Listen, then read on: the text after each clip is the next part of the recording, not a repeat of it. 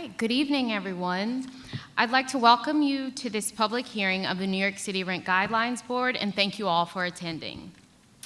This is the first of 4 public hearings to consider comments concerning proposed rent adjustments for leases for apartments, lofts, hotels, and other housing units subject to the Rent Stabilization Law of 1969 and the Emergency Tenant Protection Act of 1974. These adjustments will affect leases commencing between October 1st, 2026 through September 30th, 2027. I will now take roll call. Please respond if present.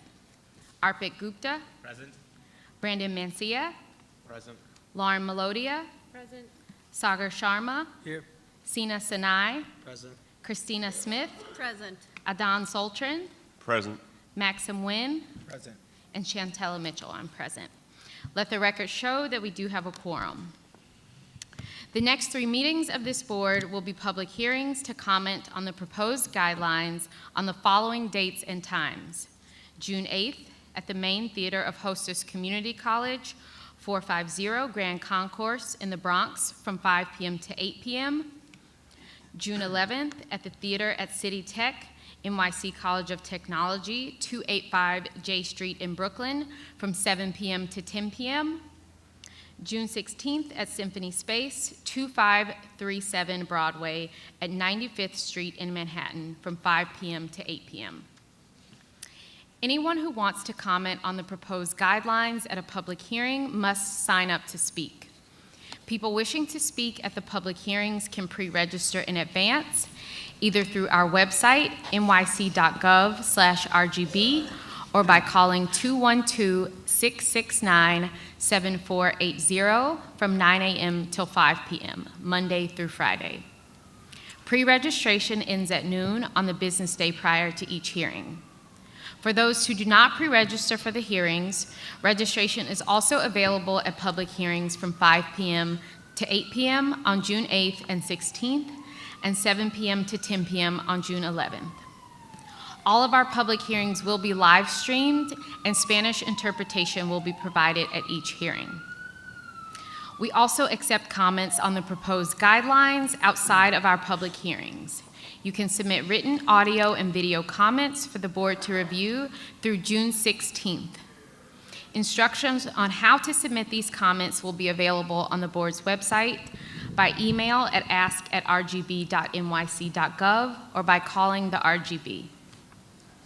Our final vote on the guidelines will take place on Thursday, June 25th, starting at 7 p.m. at El Museo del Barrio, 1230 Fifth Avenue at 104th Street in Manhattan. Doors open at 6 p.m. The public may attend in person or may watch the vote live by streaming it on the RGB's YouTube channel. To find out how, visit the RGB website, call the RGB at 212-669-7480 between 9 a.m. and 5 p.m. Before we proceed, I would like to go over the rules and procedures for those who are testifying before the board. If you wish to speak, you must confirm with RGB staff at the registration table, which is located near the entrance of the hall.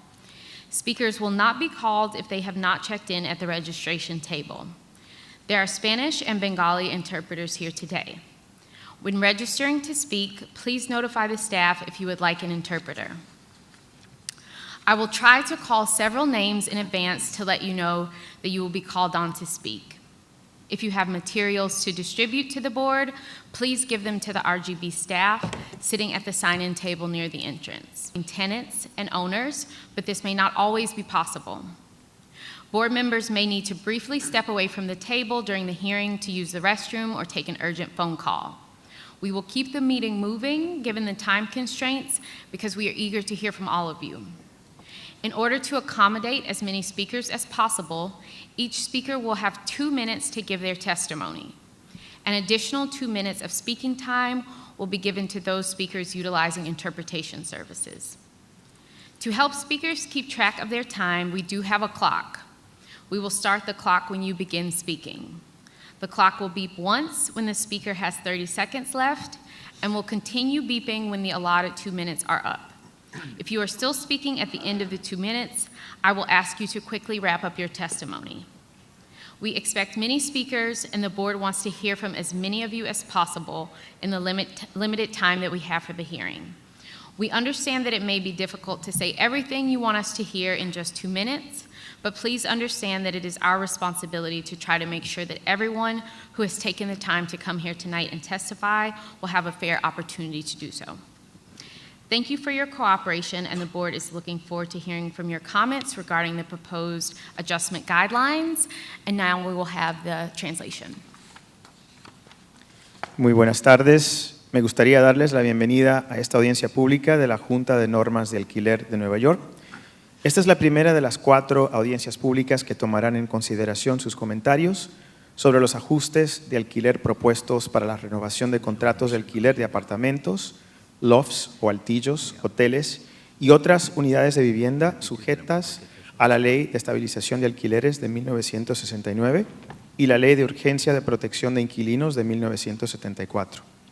Estos ajustes afectarán la renovación de contratos de alquiler a partir del 1 de octubre de 2026 hasta el 30 de septiembre de 2027. Ahora pasaré lista, por favor responda si está presente. Arpit Gupta, presente. Brandon Mancilla, presente. Lauren Melodia, presente. Sagar Sharma, presente. Sina Sinai, presente. Cristina Smith, presente. Adan Soltren, presente. Maxim Wynn, presente. Chantela Mitchell, presente. Que conste en actas que hemos logrado un quórum.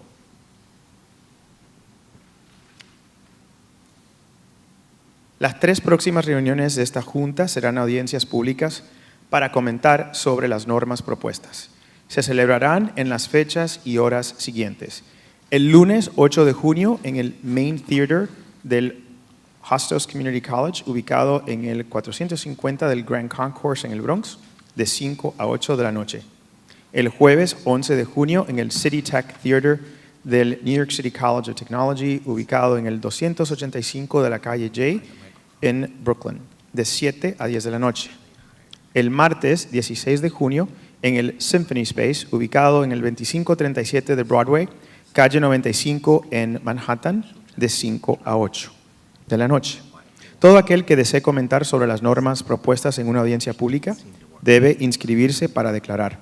Los que deseen declarar en las audiencias públicas pueden preinscribirse con antelación, pueden preinscribirse en línea a través de nuestra página web nyc.gov/RGB o al llamar al 212-669-7480 de 9 a 5 de la tarde de lunes a viernes. Esta preinscripción finalizará el mediodía del día laborable anterior a cada audiencia. Quienes no se preinscriban para las audiencias aún podrán inscribirse en las audiencias públicas de 5 a 8 de la noche, el 8 y el 16 de junio, y de 7 a 10 del mediodía, el 11 de junio. Todas las audiencias públicas se transmitirán en directo por Internet y habrá interpretación al español en cada audiencia. También recibiremos comentarios sobre las normas propuestas fuera de nuestras audiencias públicas. Puede presentar comentarios por escrito, audio o video a la Junta hasta el 16 de junio. Las instrucciones para presentar estos comentarios estarán disponibles en el sitio web de la Junta en nyc.gov/RGB y por correo electrónico a ask@rgb.nyc.gov o al llamar a la Junta RGB al 212-669-7480. Nuestra votación final sobre las normas se llevará a cabo el jueves 25 de junio a partir de las 7 en el Museo del Barrio, localizado en el 1230 de la Quinta Avenida en la calle 104 de Manhattan. Las puertas se abrirán a las 6 de la tarde. Si no pueden asistir en persona, se podrá seguir la votación a través de la transmisión en directo en el canal de YouTube de la RGB. Para informarse de cómo hacerlo, visite la página web del RGB, nyc.gov/RGB o llame al RGB al 212-669-7480 entre las 9 de la mañana y las 5 de la tarde. Antes de continuar con los testimonios, me gustaría repasar las normas y procedimientos para quienes declaren ante la Junta hoy. Si desean declarar, deberán confirmar su presencia con el personal de la RGB en la mesa de inscripción situada cerca de la entrada de este salón. No se llamarán a aquellos que no se hayan inscrito con el personal de la mesa de inscripción. Habrá intérpretes de español y bengalí. Cuando se inscriban para hablar, notifíquenle al personal si desean intérprete. Intentaré anunciar varios nombres con antelación para que sepan que pronto se les llamará para declarar. Si tienen material que desean distribuirle a la Junta, deben entregárselo al personal de la RGB que se encuentra en la mesa de inscripción cerca de la entrada.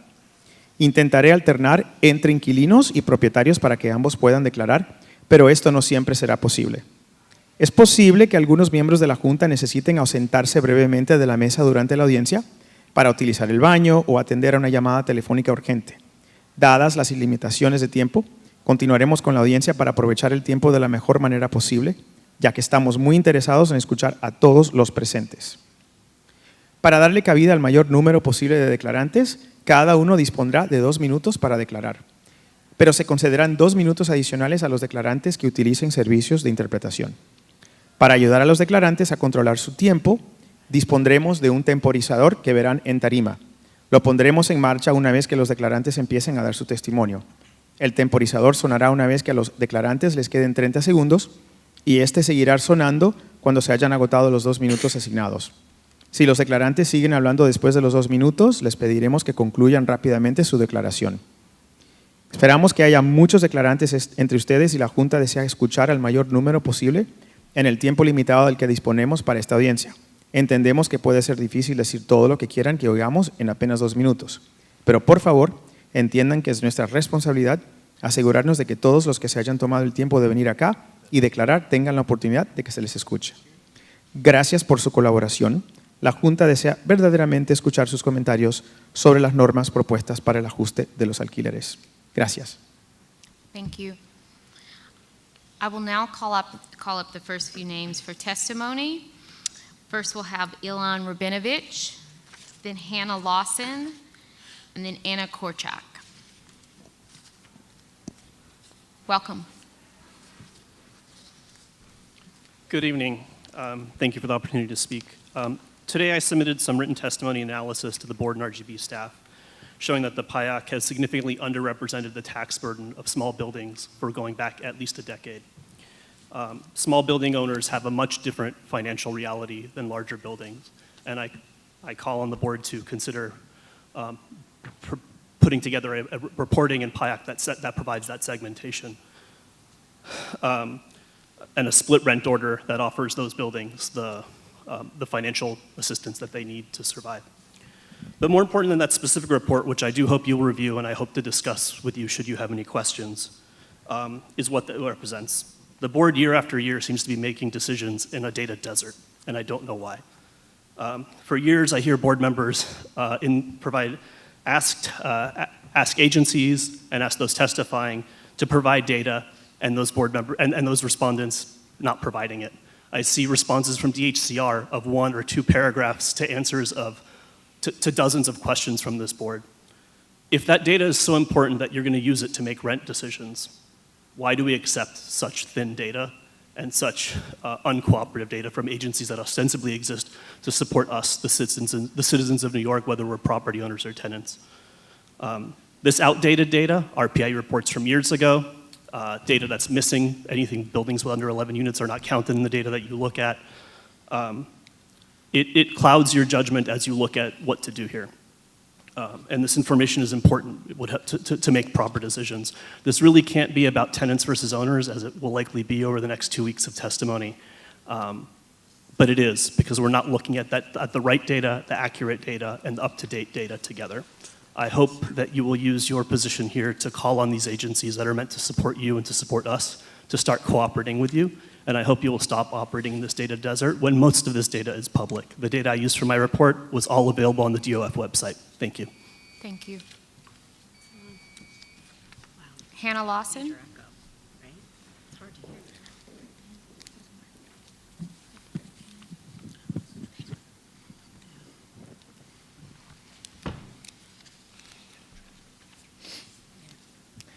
Last year, I wondered why so many people who spoke at these meetings seemed to alienate their audience.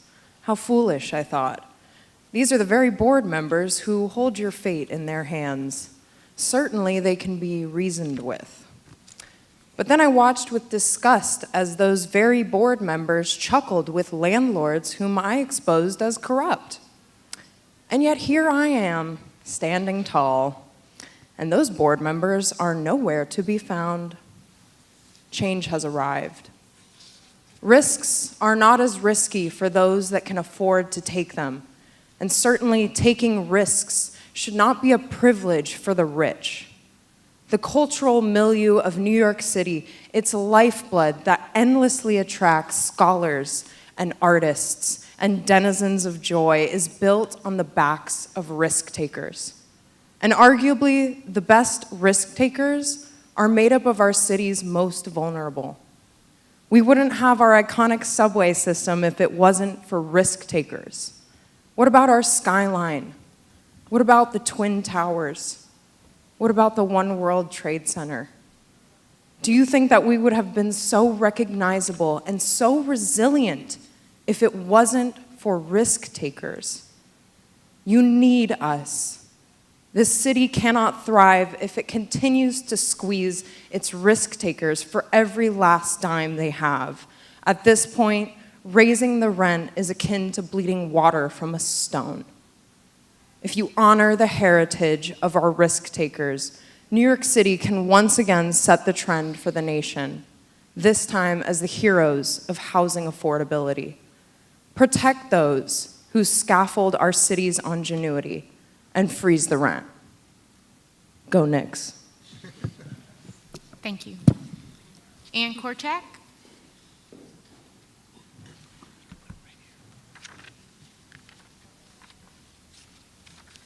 Good evening. My name is Ann Korchak, and my family has been operating housing for decades, 2 10-unit buildings on the Upper West Side. Several weeks ago, I listened in on a panel titled, "What is Rent?" And during that panel, at one point during the discussion, a member of the mayor's team referred to some nonprofit housing providers as anchors. And I thought to myself that my family should also fall into that category. Since 1941, we've been providing housing, paying our property taxes, operating buildings and keeping them up, and stability not only for the tenants in our building, but for our neighborhood and the borough and the city. That's why I'm here speaking tonight, because there's so many small owners that are not comfortable to be here, and I just want to speak on behalf of those who are not feeling brave enough to be here. So I just wanted to focus quickly just on one type of expense, and it's utilities. And I think given the very brutal winter we had, you can imagine that heating a 10-unit building that's 130 years old was a lot more expensive than it's been other years. It was roughly $4,000 more to keep the building heated this winter. DEP is in the middle of having some hearings that will raise the water and sewer costs by 6%. The preliminary range of raises that you're considering, are falling far below what we're seeing our expenses increase at. So, like I said, DEP is going to be looking at a 6% increase. Con Ed earlier this year had a 11% increase improved for electric and 9% for gas. So I just wanted to kind of hammer those expenses down and just ask you to consider that. Thank you. Thank you. So the next group of folks I will invite up, Denise Espinoza, Michelle Luzon, and Ziomara Macau.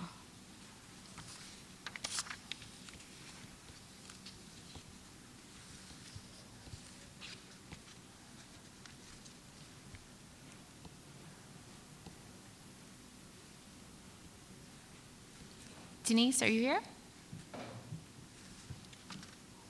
All right. I'm going to come back to Denise. Michelle Luzon?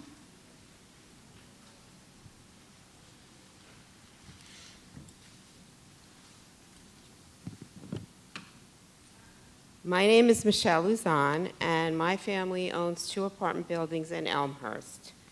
My father, an immigrant, purchased the buildings in 1979 at a time many people thought the city was going to fail. People told him not to buy the buildings, but my father decided to invest in our city. Our family has been managing the apartments ever since. We do work with our tenants. If someone comes upon hard times and can't pay their rent, we provide a payment plan. One tenant lost his job and could not pay rent, and we helped him find a job. Our buildings are 100% rent stabilized, and our apartments list for 33% below market. Expenses have grown exponentially. Costs for materials increased by 52%, plumbing increased by 28%, and our water bill increased by 4.89% in the past year. We would like to continue to provide housing to our community, maintain our building, and offer our employees increases commensurate with the cost of living. But we can't do that without a rent increase.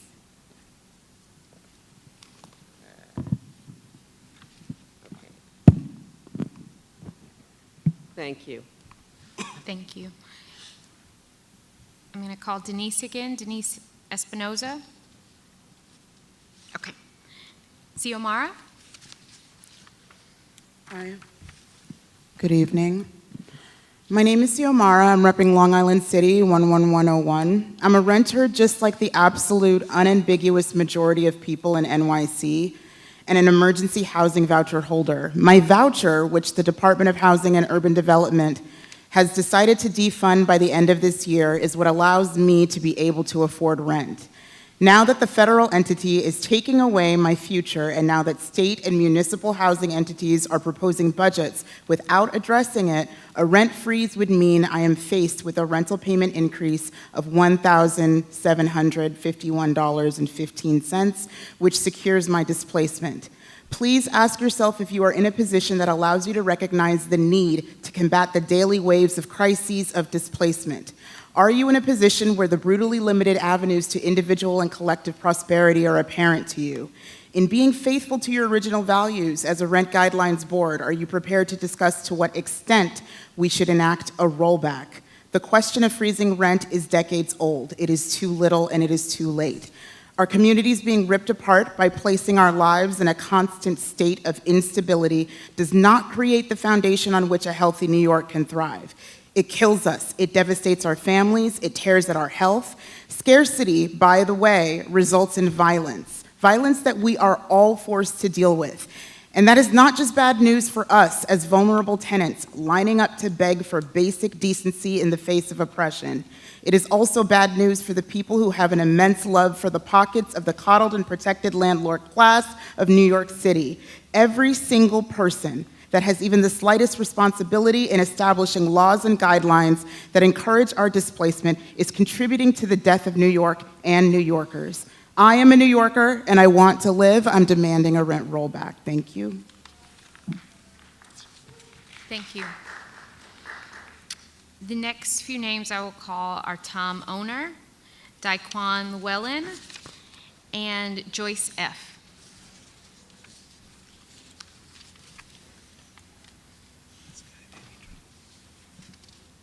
Hello. This is my issue at this moment is, one, I mean, the mayor promised a rent freeze, and then he appointed 3/4 of the board, okay?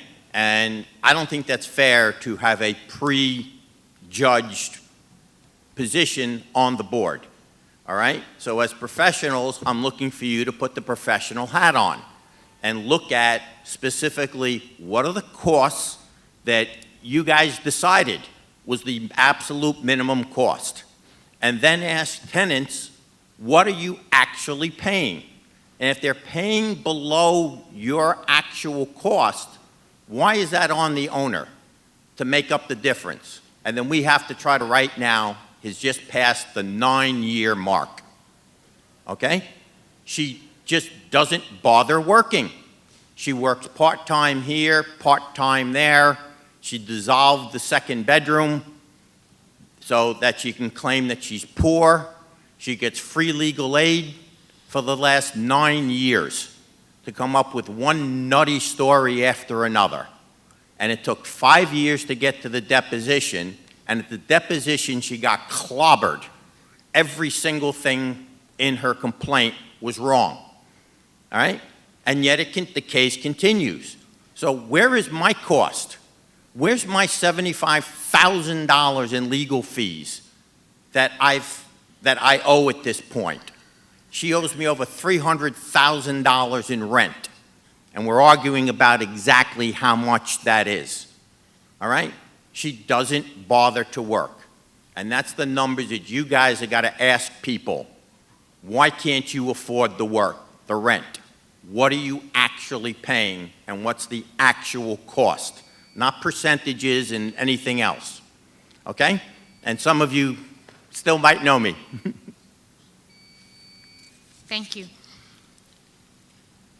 Daquan?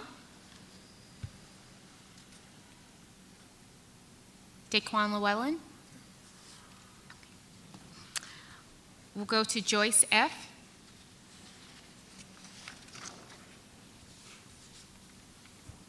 The cost of living expenses have to be commensurate with salary, not raise wages, then cost goes up, or manipulating work hours, not for people to steal or some other way to break the law.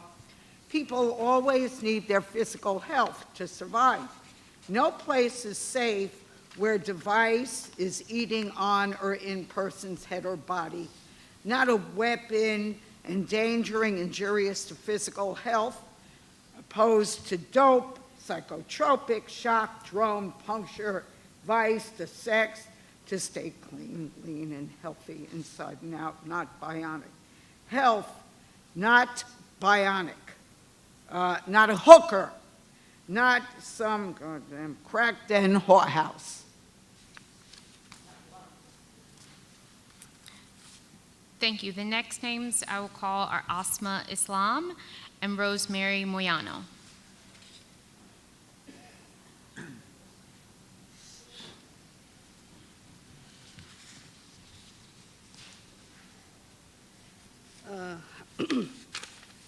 Hello, everyone.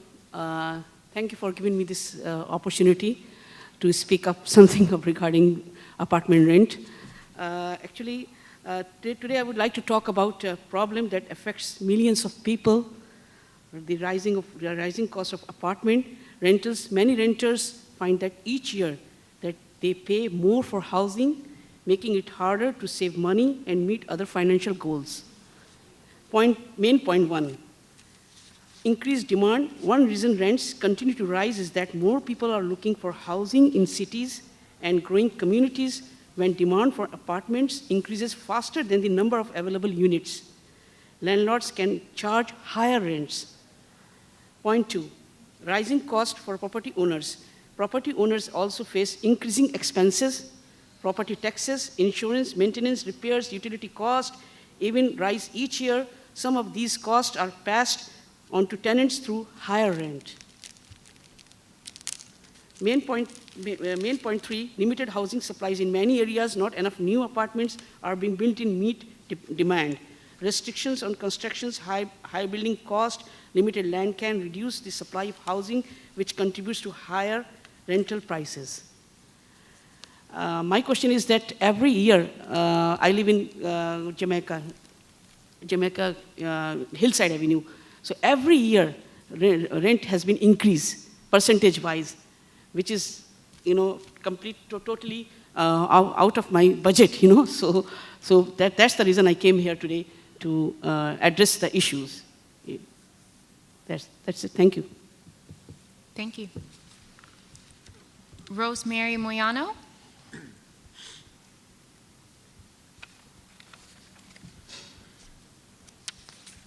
Hi, my name is Rosemary Mojano. My kids would not be happy if I didn't correct you. Thank you. 2 years ago, I turned 65, and it was really devastating to me that I had to file for SSA and Medicare, and I was like, no, I'm too young, I can't do this. I said, okay. I needed a place to live because the place where I was living was a house, two-family house. It was falling apart. The water dripped down one side, the ceiling, there was a crack so badly. I had to get out of there. My asthma was horrifying. I got onto this website that I thought was wonderful, New York City Housing Connect. I got on there. They contacted me. I put all my paperwork in. I am currently working, to this gentleman over here who said people that don't work, I do work, for the Board of Education, actually. And they gave me this wonderful apartment. It was wonderful, something I could afford. I knew that I'd be retiring soon, and all I would be living off of is my Social Security, which I don't want to start yet because I don't want to get to that point. But I will have to once I retire because that's what they're telling me that I need to do. I couldn't believe that once I filed this paperwork and my lease was done, I was so happy. The building is beautiful. The landlord, I mean, not the landlord, the custodian is wonderful. Everything about the area I love. It's far from my job, but it's okay. I take 2 buses to get to work. In October of the year 2024, I got a letter that said my rent was going to be increased. And then I started listening to the news, and Channel 1, which I listen to all the time, talked about how, yes, the Rent Guidelines Board decided to raise the rent 2%. I was like, okay, that's not good, but I'm going to make it work. I had to do it again in 2025 because I do 1-year leases, and it went up 2.5%. Now I'm freaking out. This is really not good. When I retire and I'm living off of Social Security, am I going to be able to afford where I live? Then our president decided to start a war. Gas prices are through the roof, and food. Okay, we can buy eggs now, but I cannot buy meat. The only thing I can eat is chicken, because chicken is the only thing that seems to be affordable. I just pray that you guys do the right thing this year and give me a break and do not raise my rent this year. Please don't rent it. I just signed my lease, so in October, if you do this again in June, I would have to pay another whatever, 2%, 3%, 4%. I can't afford it. Please do the right thing. Thank you so much. Thank you, Rosemary. Are either Denise Espinoza or Daquan Llewellyn back? Okay. The next names I'll welcome up are Latoya Legrand, April Hurley, and Carmen Mosca, excuse me. Good afternoon, board members. My name is Latoya LeGrand. I am also a candidate running for New York State Assembly in this district. This is the part of my district where this rally is taking place. It is important that we are here to show representation and make sure that our voters and our constituent voices are being heard today. I am not here speaking about the issue from the outside. I also live here. I know what it feels like to open a letter and see your rent going up while your paycheck says exactly something different. I know what it means to sit at a kitchen table and do the math that doesn't add up. And I know what it means to wonder how much longer can a person hold on. That is the reality for thousands of families right here in Queens, right now. Rent-stabilized tenants are already stretched to their limits. Working families, seniors on fixed income, essential workers who kept the city running through a pandemic and still cannot keep up with the city and their rent increases. The city is charging them to live here is way too high. We have to make sure that our city workers stay here, our state workers, our federal workers stay right here so that our ecosystem can truly work. Our constituents and our voters are moving down south. They are taking their dollars to another state because they cannot live here. If we're saying that we want to keep the fabric and culture of our communities, that's going to entitle making sure affordability is really affordable. I want to thank you all for your time, and please take these messages back to our mayor and make sure that every voice here is truly being heard, because a rent increase is going to truly be a deficit for us, and we are going to lose dollars and the culture of New York City if our people keep moving down south. Thank you. Thank you. April Hurley.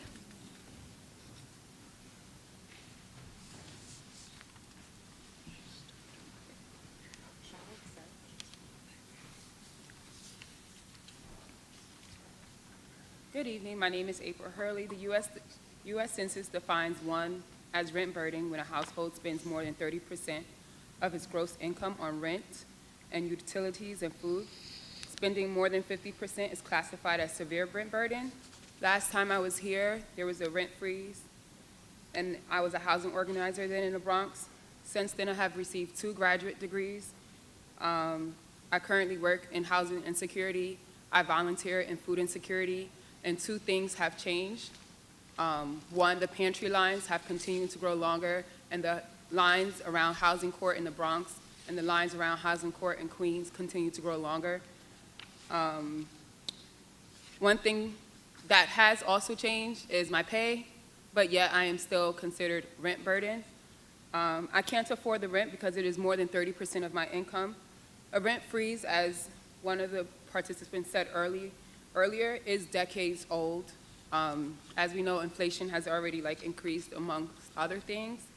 A rent rollback is necessary. I humbly ask this Rent Guideline Board to look into the numbers and consider how is it that how many New Yorkers qualify for Medicaid, Medicare, food stamps, the Fair Fares program, all of these programs, and still we could endure another rent increase. Thank you for your time. Thank you. Carmen Mosca? Okay. Then I will call up Moram Pervin and then Loretta Humphrey.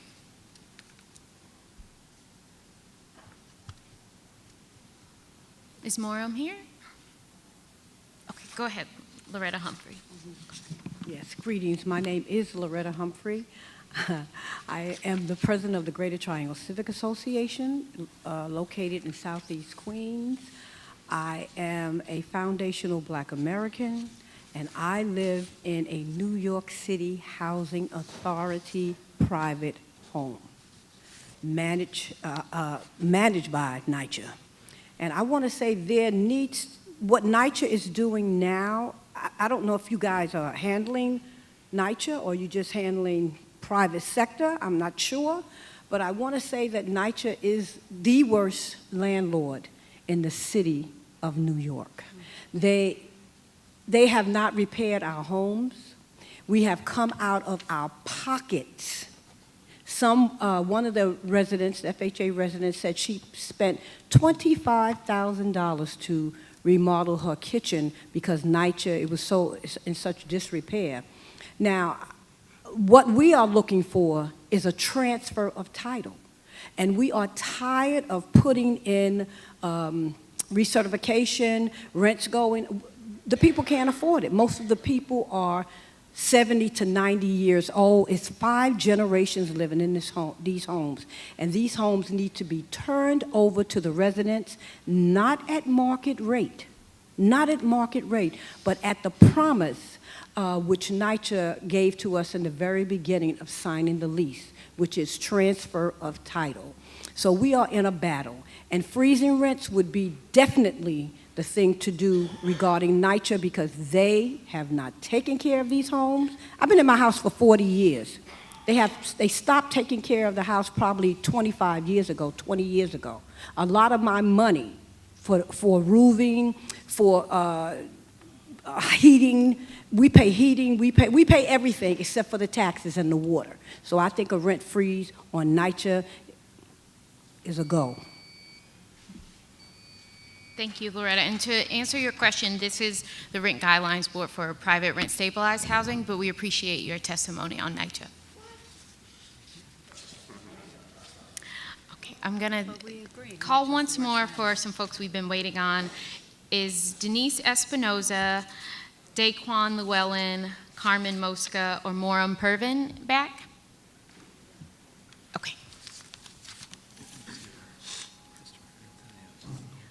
Okay, great. Next, I'll call up Christopher Anthonios.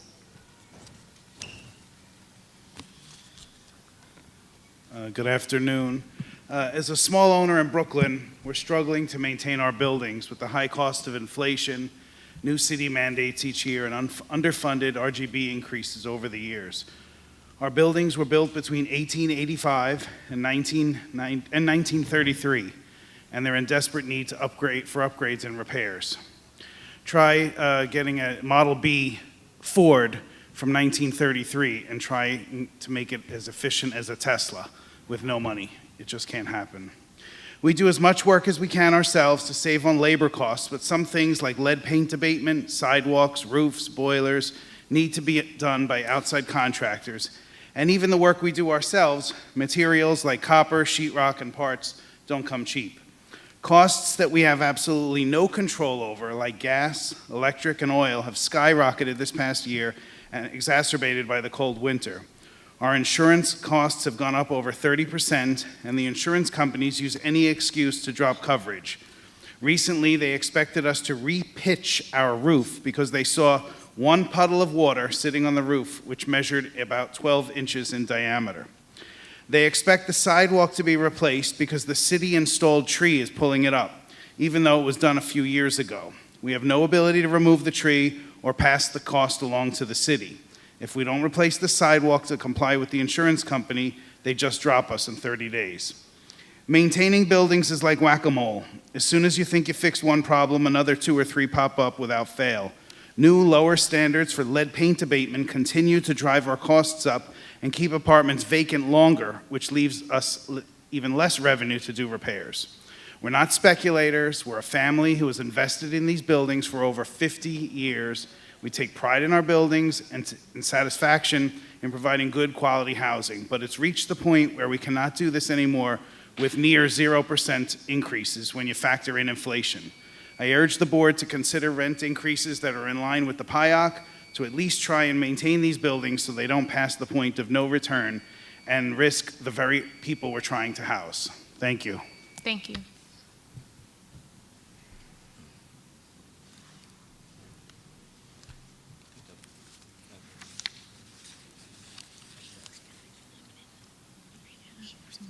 I'm going to call these names once more, just in case a few people are coming in and out. Denise Espinoza, Daquan Llewellyn, Carmen Mosca, or Moram Pervin. Okay, then we will take a 5-minute break to just grab some more names, and we'll be right back.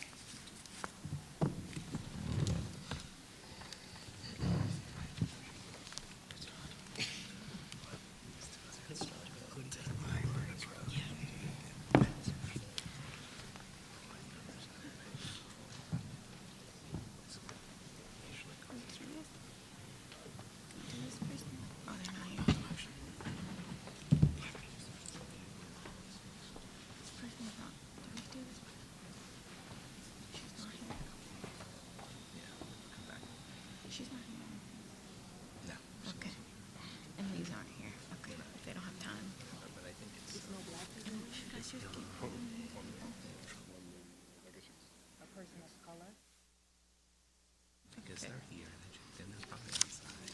Yeah, probably. Especially number 1, because she registered as the first person. Oh, yeah. Okay, all right, we took a 5 minutes. Can we turn this off or no? We gotta go off, huh? We can't turn this on and off, can we? We can, I think, I don't know if we can. That's a good question.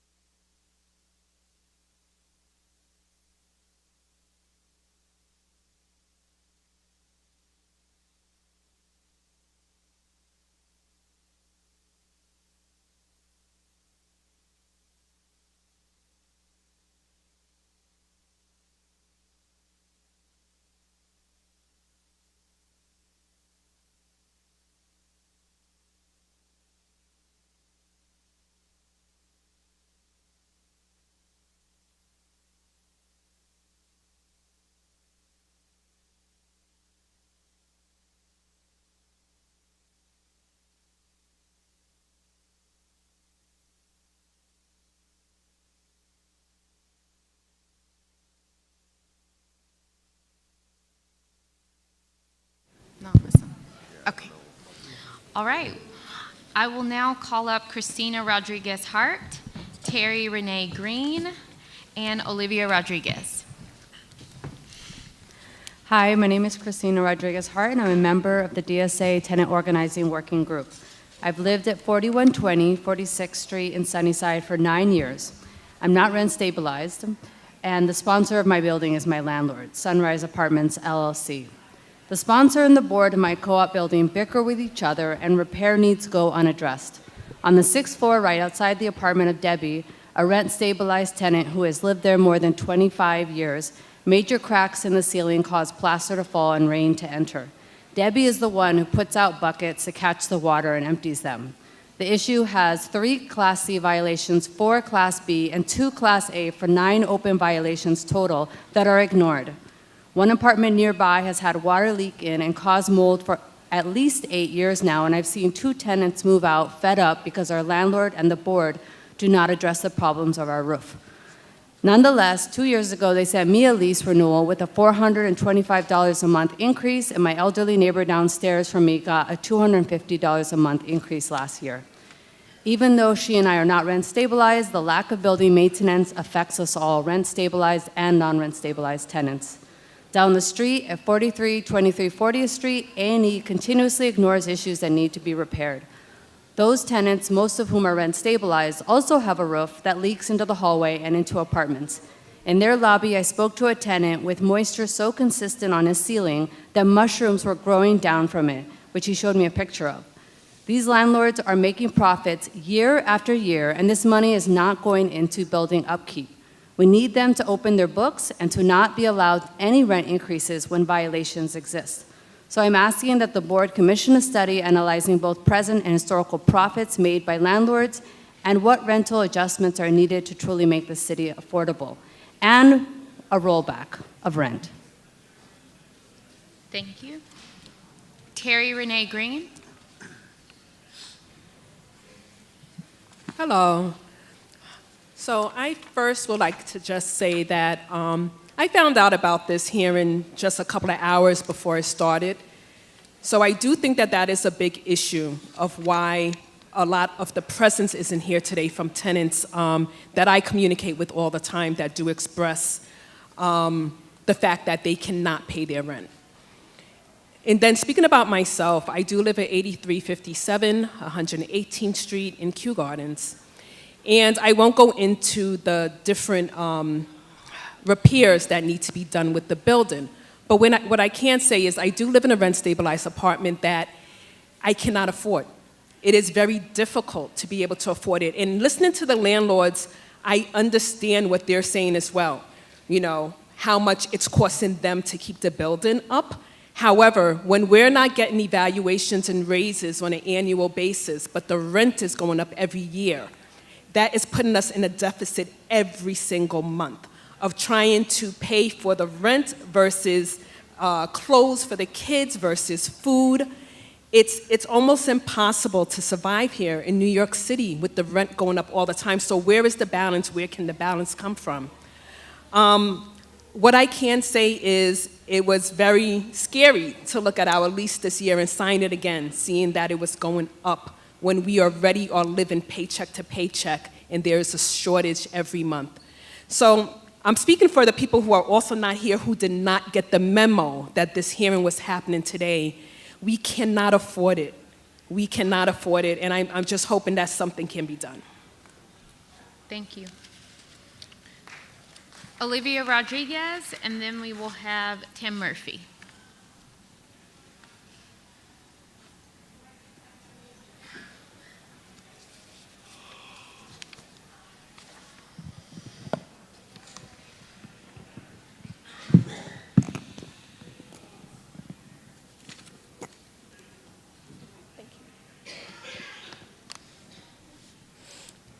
I am an 18-year-old college student, and I live in Flushing. Although I live in a rent-stabilized apartment and my parents are able to pay their rent, young people as me looking forward to live reasonably on their own in their adulthood in the very near future are unable to. I want to convey to you that we, as students looking to start our own lives, are less able to each year. let alone insufficient wages, it should not cost more than half of one's salary to pay their rent.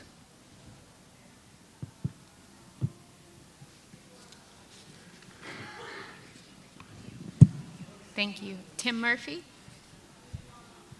Hi, thank you. My name's Tim Murphy. I live in Ridgewood, Queens. I'm a rent-stabilized tenant. I've been a freelance journalist writing on issues of housing and health services in the city for 30 years with the focus on HIV/AIDS. And as someone who's made a living as a freelance journalist all these years, I can say honestly that if I didn't have a rent-stabilized rent, I would not be able to stay in the city and to report on these issues that are so vital to so many of us. I would have to leave after 35 years of living here. I also want to say I'm not here just today on behalf of myself. I'm a unicorn in that I think my landlord owns only our one 6-unit building, and his mother lives on the first floor, and he's a good landlord, and he clearly has the money to make repairs because he maintains the building very well and responsibly. I'm also here today on behalf of many friends who are older than me who've survived the AIDS epidemic in this city and who are living on disability, or they're living on a very paltry Social Security check, and they're living in rent-stabilized apartments that they've been in sometimes for years, and they have, by the standards of contemporary New York City, excellent rent, and they're still struggling. The increases still hit them hard because they are doing jujitsu every day just to make ends meet when it comes to the basic things, which is like rent and groceries and transportation. So I'm here on their behalf as well. Thank you so much. Thank you. And I'm going to recall Denise Espinoza, Daquan Llewellyn, Carmen Mosca, and Moram Pervin. Okay. All right, we're just getting some more names.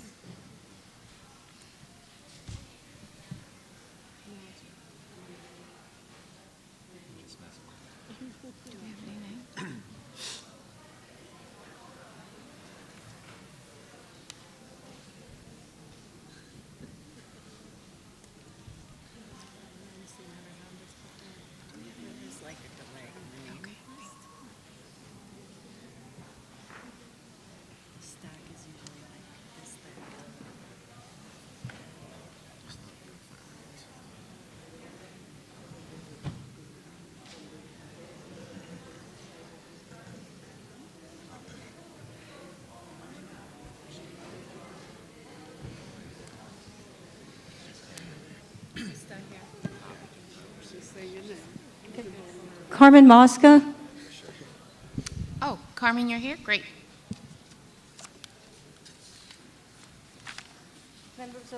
Members of the board, good evening. I'm here for myself and also on behalf of the senior citizens and people and disabled people that were not able to make it on their own over here. On June 1st, 2026, my lease was renewed for 2 years at 4.5%. This increased amount is what would pay for my monthly eye drops not covered by my insurance. A freeze or rollback of rent is critically imminent and is proposed by the people of New York. Economic and housing conditions show tenants are overburdened while landlords' operating costs or profits don't justify further increases. Rent burdens, arrears, and worsening affordability are some of the reasons we're demanding of this board a rollback of rents. There are approximately 2.5 million rentals, 41% of rent-stabilized units. Them also have to juggle to pay rent increase or their meds. Fact, New York City global economy drew more residents outpacing housing supply. In Q4 2025-2026, median asking rents are $3,585, up 6%, Manhattan 7.3%, Brooklyn 5.0%, Bronx 4.42%, Queens 1.2%.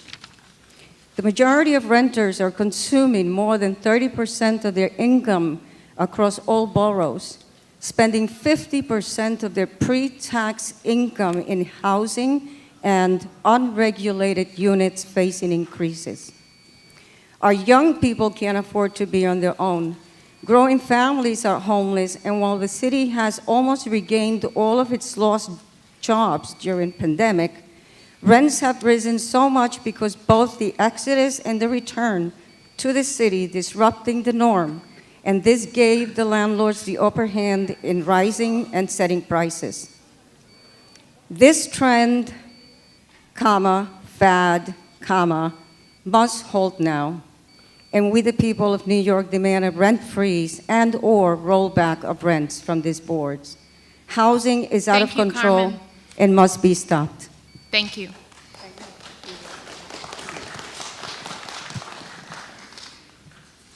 Next, we will have Brian Fotino, Wanda Martinez, and Sean Connolly.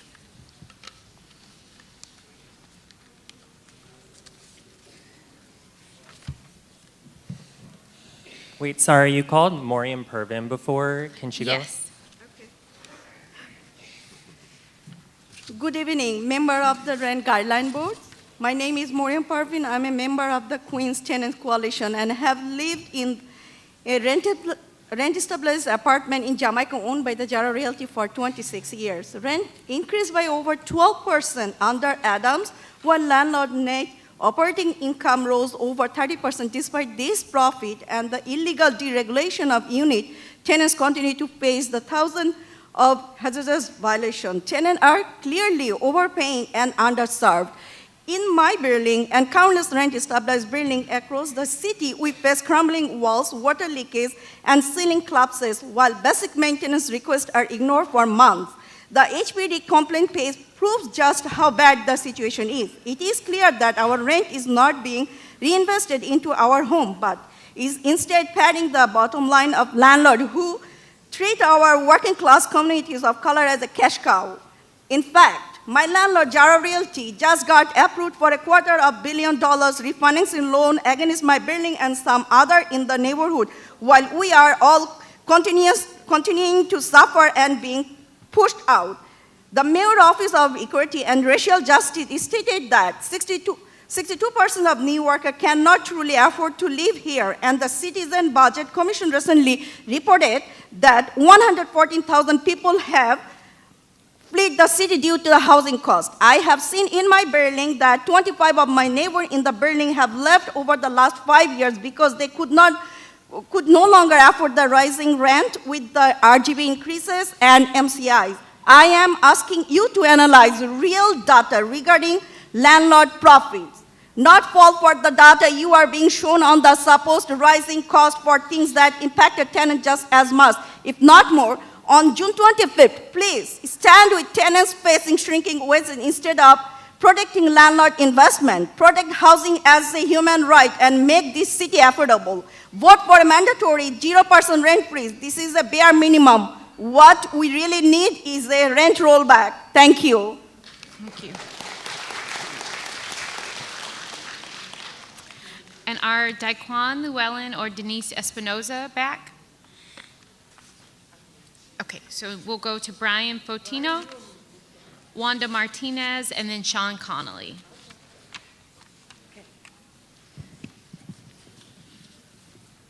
Good evening, board members. My name is Wanda Martinez, and I live in a rent-stabilized apartment in Jackson Heights for the past 30 years. I am here today to urge that the board freeze the rent on both 1- and 2-year leases. During the Adams administration, the Rent Guidelines Board increased rent by 12%, while the landlords saw a 31% increase in profits over the past 3 years. As a senior citizen on a fixed income,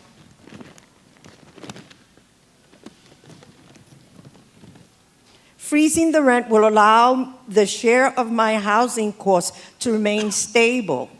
And this, in turn, will free up funds for my ever-increasing groceries, utilities, and health care costs.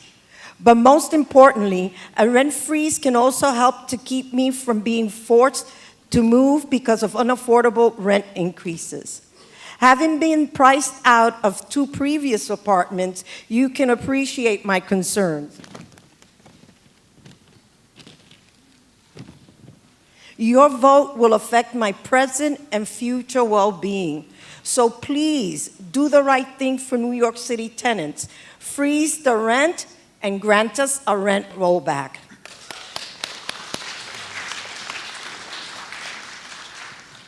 Hello, my name is Brian Fotino, and I'm a tenant organizer at the Queens Tenant Coalition. I'm here today following the lead of the tenants I organize, those in the pink shirts, who are demanding a study on landlord overcompensation and a rent rollback. For nearly all of the tenants I meet, their rent is already too damn high. Even if you freeze their rent will continue to be unaffordable, and they will continue to struggle to make ends meet. Juan fell off a ladder at work and broke his back. He's on workers' comp, but it's not enough to cover rent. On top of that, his building's boiler is broken and creates a constant, loud noise in his bedroom, forcing him to sleep on his living room couch every night. Evidently, the 12% rent hike that previous iterations of this board gave his landlord over the last 4 years hasn't gone to building maintenance, but to lining his landlord's pockets. Now, Juan is strongly considering leaving New York, his hometown, to live with family in North Carolina. Mohammed, an Uber driver, is in eviction proceedings. In order to pay rent, Mohammed is putting off a knee surgery he was supposed to get in March. He can't walk properly, and by not getting the surgery, is risking his ability to walk whatsoever. In the richest city in the world, with 154 billionaires and the headquarters of 43 Fortune 500 companies, nobody should be forced to move to another state or forego a medically necessary surgery because they cannot afford their rent. In the richest city in the world, rent stabilization should not be yet another system that helps the rich get even richer. That's why 65 organizations and tenant associations across the city are calling on the board to commission a study analyzing both present and historical profits made by landlords and what rental adjustments are needed to make this city truly affordable. That's why 65 organizations are calling on this board to roll back the rent. Rent roll back! Rent roll back! Rent roll back! Rent roll back! Thank you. I will now call Sean Connolly and Samantha Catan.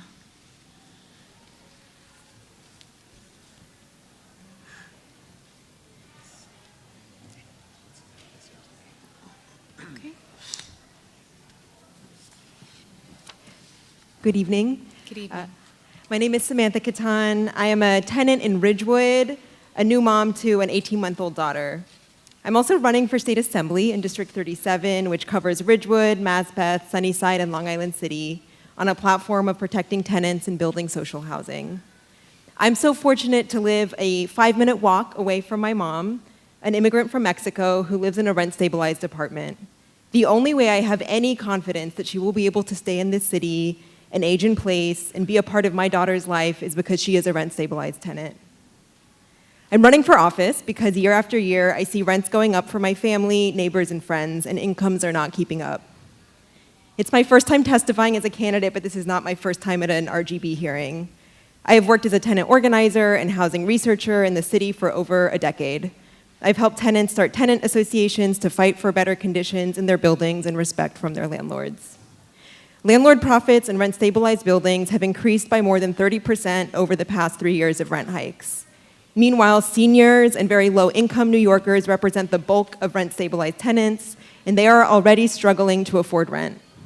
Raising rents would make the city's cost of living crisis even worse for them. I believe we have a moral obligation to keep people in their homes and help them afford to live good lives with their families. So I'm here to ask for one thing, a 2-year rent freeze. We need some breathing room.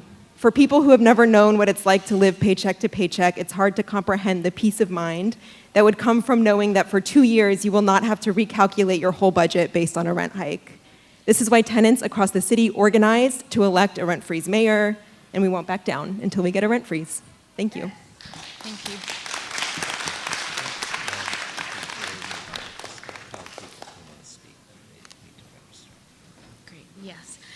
And while we have just a moment, I'm going to do a couple reminders on announcements. Mainly, if you would like to speak tonight, you do need to register with the staff who are here, and you can register until 8 p.m. to speak. But just another couple of reminders that I announced at the beginning, since folks have come in. Board members may need to briefly step away from the table during the hearing to use the restroom or take an urgent phone call. We will keep the meeting moving, given time constraints, and we are eager to hear from all of you. We also ask that each speaker keep their remarks to 2 minutes to give their testimony, and an additional 2 minutes of speaking time will be given to those speakers who are using interpretation services, and you can identify that interpretation need when you are at the table at the front. We have both Spanish and Bengali interpreters here tonight. So it's just a couple of announcements that I made at the beginning that I want to make sure to reshare. And yes, please, and we'll now have the translation of those as well. Les recordamos a todos los presentes que si desean declarar ante la Junta hoy día, a las 8 de la noche dejaremos de tomar las inscripciones en la mesa de inscripción que se encuentra próxima a la entrada. Por favor, hagan eso lo antes posible para que puedan entonces declarar. Toda persona que pase adelante tendrá 2 minutos. Sin embargo, personas que cuenten con los servicios de un intérprete tendrán 4 minutos, o sea, 2 minutos adicionales para poder hacer sus declaraciones ante la Junta. Muchísimas gracias. Thank you. And now, if Sean Connolly, Daquan Llewellyn, or Denise Espinoza are here, we'll have your testimony.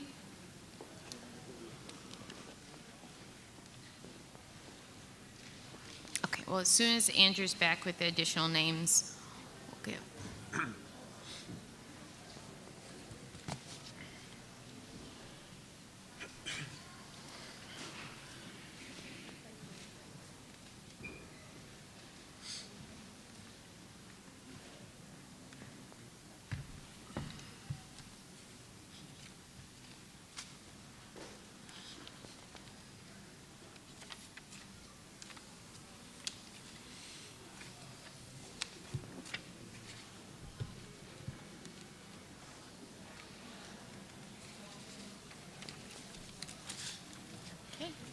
We will now have testimony from Sam Lee, Jeanette Hechevarria, Nazish Tisha, and Musfika Moshahid.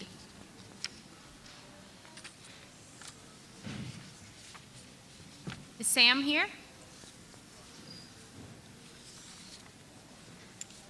Okay. Jeanette? Oh, yes. Welcome. Thank you. All right. Good evening, board members. My name is Janetta Chavarria. I'm a member of the Queens Tenant Coalition, and I live at 3415 Parsons Boulevard in Flushing. My slumlord is A&E, and I'm here to demand a rent rollback. Over half of New Yorkers are rent burdened, including myself. I spend about 40% of my income on rent monthly, and I have a professional salary as a respiratory therapist. Due to this, I haven't been able to buy basic staples, such as fresh fruits and vegetables. If a medical or family emergency were to occur, my current savings would not even cover me for an entire month. Even with a rent freeze, rent would still remain unaffordable, and I would continue to struggle to stay afloat. Meanwhile, my slumlord is collecting our rent and not repairing our building. According to a 2026 report from CPC, even as landlord incomes and rents have increased year after year, their investments in repairs and maintenance has grown only 1% total, not accounting for inflation, meaning in real terms, landlords are spending less on repairs now than they were in 2020. The burden of that falls on tenants like us. We have plumbing issues, roaches, mold, and rats, and let's not forget the harassment and intimidation tactics. Instead of maintaining our buildings, they're raking in the money to buy more properties and line their pockets. We are here because the rent is too high, and we are all struggling to make ends meet. Our wages are not increasing while the costs of living are. Meanwhile, the income made by these landlords has risen over 30% in the last 3 years. And because they won't open their books, the board doesn't know how much profit they're really making. I'm asking that the board commission a study analyzing both present and historical profits made by the landlords and tenant rent burden, and the rent rollback. Thank you. Thank you. Nazish Tisha and Musfika Moshahid. Hello.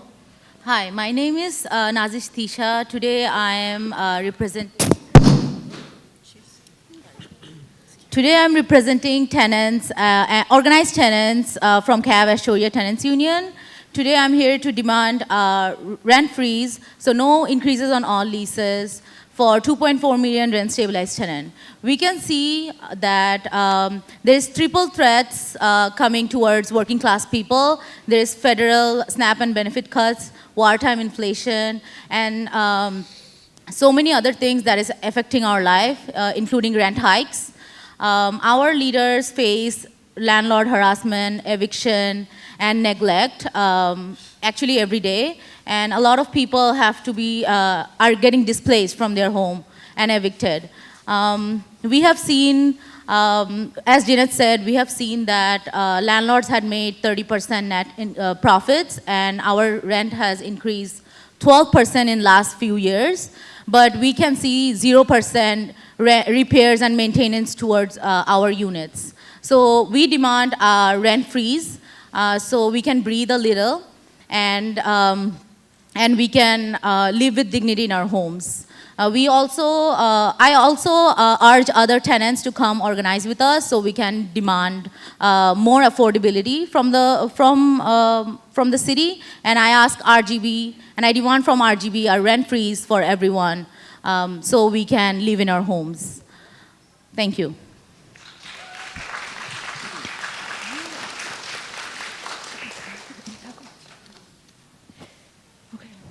Hello, my name is Mushfika. I'm here today also as a representative of CAV. I grew up in a one-bedroom rent-stabilized apartment with my two brothers and my parents. Because of rent stabilization, we were able to live in a neighborhood that we loved alongside my relatives and all my friends that I had growing up. I'm here today to call on the RGB to freeze the rents for 1- and 2-year leases. Living in my apartment, it was normal to have brown, dirty water, to have no heat during winter, and repairs that went on ignored. Although it was difficult, living in a rent-stabilized building allowed me and my family to live in a neighborhood where my Bangla-speaking parents could find a doctor, find a school, find a pharmacy, where they could find somebody who spoke their language. Last year, my family was able to fulfill a dream of theirs, and we were actually able to move into a house. There, my mom gets to have a garden that she's in love with. My dad gets to come home and find a garage to park in after working all night as a taxi driver instead of looking for parking. And my brothers and I finally have our own room. My parents have their own room. We were only able to save money to get a house eventually because we lived in a rent-stabilized building for more than 15 years, allowing us to save money. Although getting a house was extremely difficult and we are still bank tenants, we were only able to achieve this goal because of rent stabilization. Something as simple as owning a home or owning an apartment is a far-off dream now for many immigrants and working-class people. As a homeowner now, I want every single person in the city, every single tenant, to be able to have housing that is dignified and be able to live in a way that allows them to live in comfort, not just out of survival. I know the impact of being able to live in a rent-stabilized building, and I'm here today to call on the Rent Guidelines Board to freeze the rent. We're facing a triple crisis, right, like we mentioned: wartime inflation, inaffordability, and ICE kidnappings and disappearings of our neighbors. Rent freeze is the first line of defense that we can have to create more stability so that we can stay safe now, but also be able to plan for our future and what we can have ahead. Thank you. Thank you. And I apologize for any name mispronunciations when I'm calling you. I'm listening for the correct pronunciations when you come up, so thank you. Next, I will call Genevieve Rand, Johanna Paleto, and Cesar Spediacci.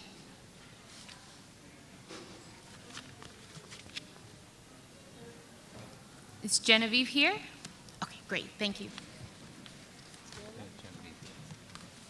And we're going to have Genevieve, next we will have Johanna, and then next we will have Cesar. No, that's okay. Hello. My name is Genevieve, and I am not personally a rent-stabilized tenant, but many people that I love and care about are rent-stabilized tenants.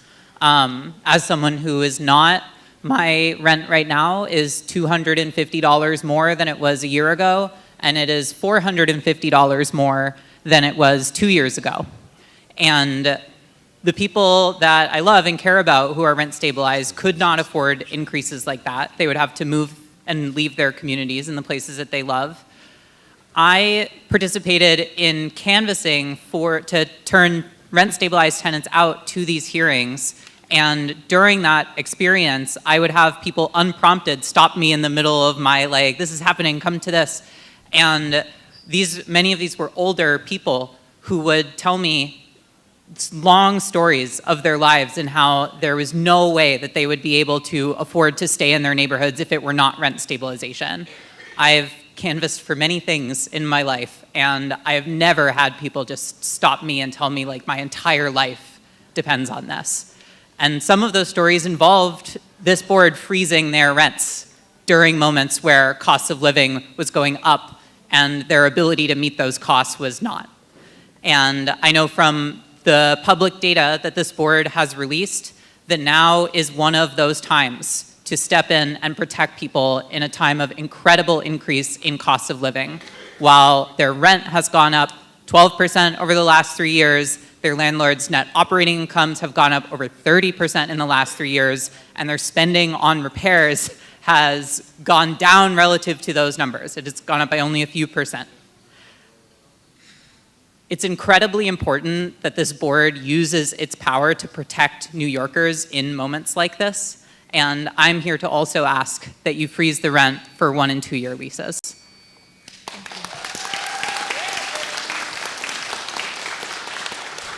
Next, we'll have Johanna Puledo and Cesar Spediacci. Buenas noches.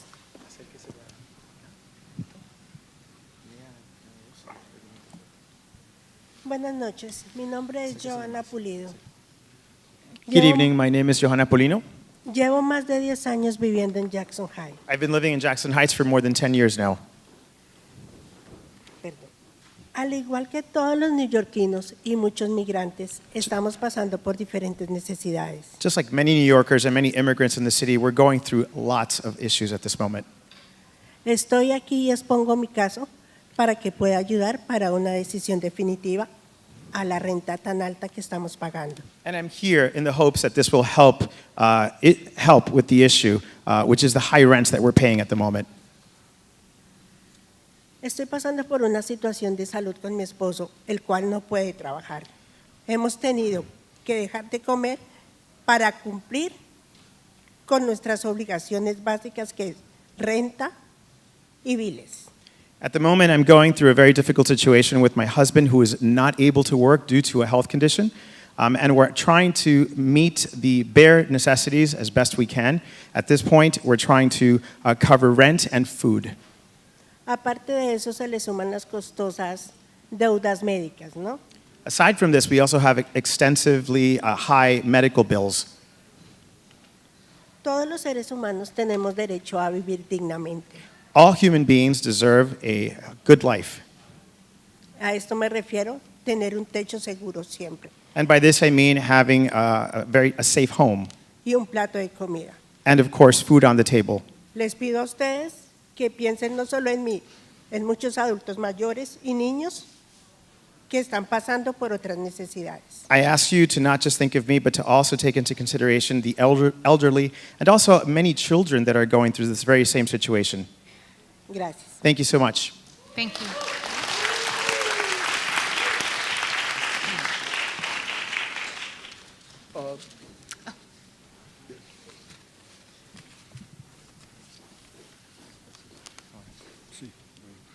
Buenas noches, vecinos y miembros de la Junta. Good evening to all the neighbors and to the members of the board. Estamos aquí para alzar nuestras voces y decirle a la Junta que pagar la renta se ha hecho imposible. We are here to raise our voices and to tell the board that paying the rent on a monthly basis has become practically impossible.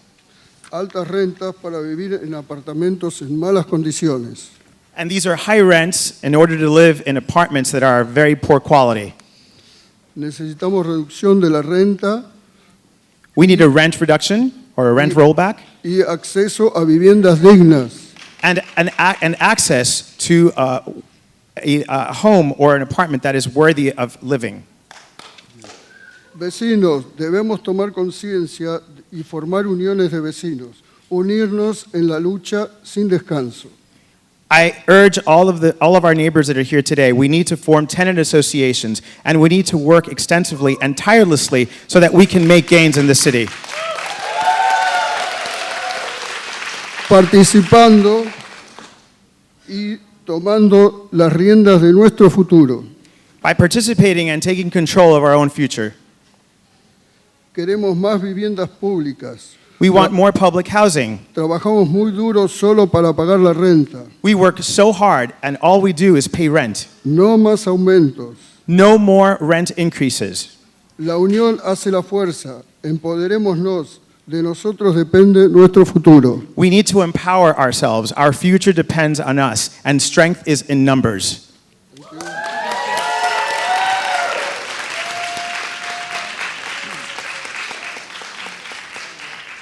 Next, I'll call for testimony from Pierina PG, Jacqueline Tomlin, and Raymond H.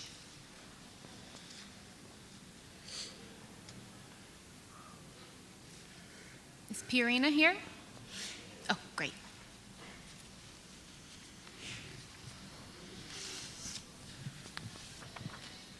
Hi. I have lived in Jamaica for 2.5 years. My landlord is Horizon House and Malek Management. To afford rent in New York City, me and thousands of people have to work 2 or 3 jobs, and we don't have any free time. We love New York City, and we call it the greatest city in the world. What is so great about a city if having 1 job or not even 3 jobs is enough to afford basic living conditions? Or if what is so great if one has to be exploited to have just basic rights like housing? There is absolutely nothing great about that. While rent is unfairly high, there are lots of problems in our apartments and in our buildings that the landlords don't fix, like roach infestations, mice infestations, and the absolute lack of heat in the winter.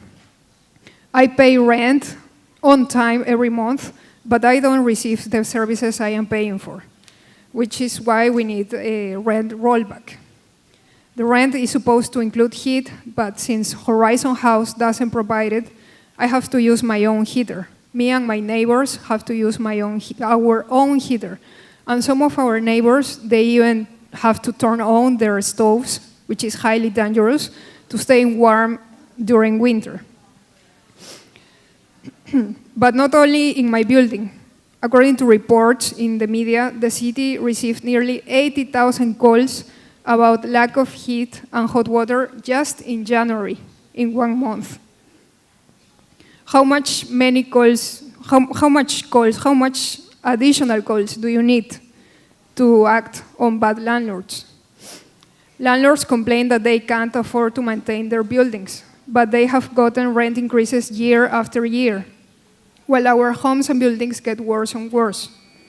And neighbors are being displaced and even facing homelessness. So there is nothing great about a city that has allowed bad landlords to flourish, even mobster landlords to flourish. There is nothing great about a city in which fair housing is not a right, but a privilege. So we need a rent rollback now.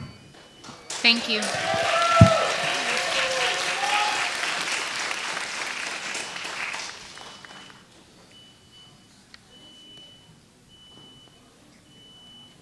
My name is Jacqueline Tomlin, and I'm a community leader in downtown Jamaica area. I live right down the block in Alvista Towers. I live in a rent-stabilized building that has one of the highest eviction rates in its management's portfolio. The majority of the residents in the community are Black and brown families, seniors, people with disabilities, working people, and individuals on a fixed income. Every day I see the reality behind the housing crisis. I sat with seniors who were facing evictions. I have helped single black mothers with rental arrears up to $70,000 or more. I have worked with residents who are trying to understand vouchers, rent freeze programs, and benefits that they didn't even know existed. I live down the block from the Department of Finance, and people don't even know what SCREE is. You're doing a poor job. While we are being asked to absorb another rent increase, many of our buildings are struggling with basic conditions. We deal with maintenance issues, service interruptions, sanitation concerns, and the daily stress of trying to maintain ourselves in this community. The conversation cannot only be about what landlord needs, it needs to be about what we need. There needs to be accountability. If rents continue to rise, what protections are being put in place to ensure we are okay and we are receiving safety in a well-maintained housing space? My community does not need another increase. We need relief. We need stronger enforcement. We need accountability. We need investment in people who are already struggling to survive in this community. As we go through a rezoning in the downtown Jamaica area and we expand housing, we cannot leave behind the communities that have carried this place for generations on our backs. Enough is enough. Housing should be provided stability, dignity. We should be given the opportunity to live here, not build, and then we got to get pushed out. How dare you? I urge the board to consider the lived realities of tenants like myself, those in this communities that have nowhere else to go, that are being rejected from other communities. I have a PhD and I am having to live here, and you're asking me to give my whole salary to exist in this community? Y'all need to do better.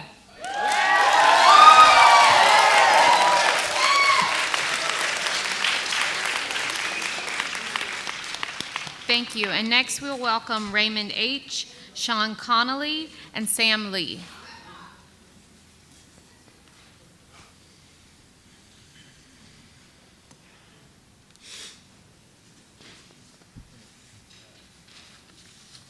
I'm Sean, but I don't know if Raymond is here. You could go ahead. So hi, everyone. My name's Sean Connolly. I'm very happy to be here. I'm here on behalf of the Party for Socialism and Liberation. I'm very proud to be with so many tenants here. And I think it's just, I don't know, really amazing how many people have come out and are still fighting for our rights as tenants and for, you know, basic consideration by the city. I do want to urge, though, that, you know, we really shouldn't have to be doing this every year. Every year it seems like we have to come out and beg to this, you know, a board of bureaucrats. And I don't mean any offense to bureaucrats. I think bureaucrats are very important. But I don't think unelected bureaucrats should be deciding the future of millions of tenants in New York City. And what I honestly find a little confusing is I thought there was already a mayoral election, and I thought in that election that the mayor had run on a platform to freeze the rent, and that we already voted for that mayor. So it's a little confusing to me why there's like still a question about this. It seems to me like the only question that's legitimate is if there should be a rent freeze or a rent rollback, and that's a legitimate question. I would prefer a rent rollback personally, but clearly either of those options is better than a rent increase. But I don't understand why a rent increase is even on the table, because there was already a democratic mandate issued by the people of New York City. And the only conclusion I can come to is that unfortunately this board doesn't respond to democratic mandates, at least not directly. And I think that's kind of a real fundamental problem with the entire idea of the Rent Guidelines Board. No offense, I'm sure you're all very good people. But the institution as a body, I'm not quite sure responds, I think it's not a democratic institution, quite clearly. Because otherwise I don't think we would be having this conversation. I think we need to move towards a system where tenants who are the vast majority of New York City, who are the majority of the population, have direct control over decisions that impact them, including the rent. So I think one way to solve that problem would be for the Rent Guidelines Board to be a democratic institution, elected by tenants, run by tenants. So that's what I would propose. But until that happens, also, just to be clear, you should also reduce the rent in the meantime. I would urge you to have a rent rollback. But then next year, we should elect the Rent Guidelines Board. Thank you very much.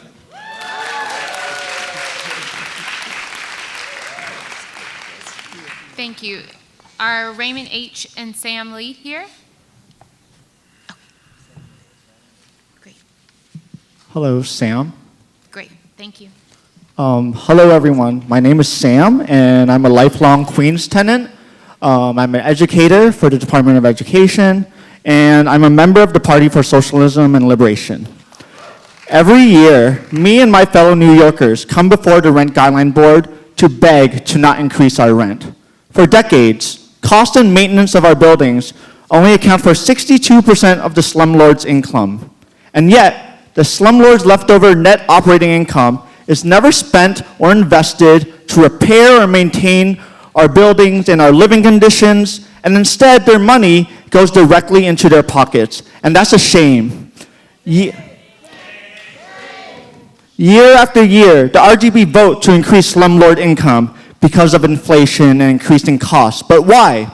Over 1/3 of tenants spends over half of their income on rent, so why don't our wage increase when groceries prices go up? Every year that our gas goes up. Every year that our rent goes up. Where's our guaranteed net operating income after the cost of living? Tenants fought for rent-stabilized housing in New York City in 1969, and in an undemocratic compromise, the RGB was formed where slumlord representation on the board is equal to tenant representation. That does not make sense to me because in New York City, tenants outnumbered slumlords 1,000 to 1. This only makes sense in a government where slumlord donor money and real estate corporations account for or equal to the vote of a human being. Tenants fought so the RGB can defend tenants' rights, and tenants can annihilate the RGB if the board no longer meets the needs of New Yorkers. We need to build a system that's truly democratic, that can protect us when another puppet of the landlord class like Eric Adams comes into office. We need a permanent solution. We need a rent rollback, we need a rent freeze, but more importantly, tenant needs to take over the RGB and have a system that works and represents working class New Yorkers, where we don't have to beg every single year for our humanity and beg for our dignity. We need to organize for a sustainable future. Thank you.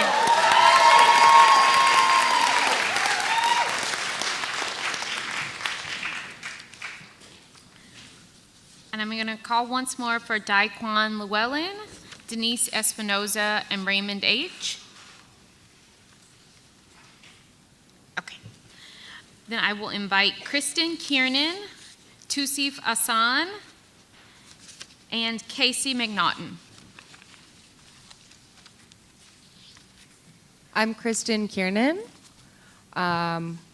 I'm also an organizer with the Party for Socialism and Liberation and a rent-stabilized tenant in Astoria. Over the last 4 years, my rent has increased by 12%, while meaningful repairs and any improvements in my apartment have been hard-won if they happen at all. Last year, I had a rare reaction to the flu where my liver cells started dying and leaking into my bloodstream en masse. After spending a week in the hospital, I returned home to find that my entire ceiling had collapsed onto my bathroom floor. My building is over 100 years old. Years of neglect caused the pipes to literally disintegrate and burst. I was forced out of my apartment multiple times, all while being both a full-time college student and worker, paying more than half of my income on rent. It took more than 4 months for repairs to be completed. This year, a rent freeze could offer me and 2 million other New Yorkers long overdue relief. And it would not have been possible without New York City's tenant movement. If we win an end to rent hikes, it will only be because of years of struggle by tireless tenants and organizers.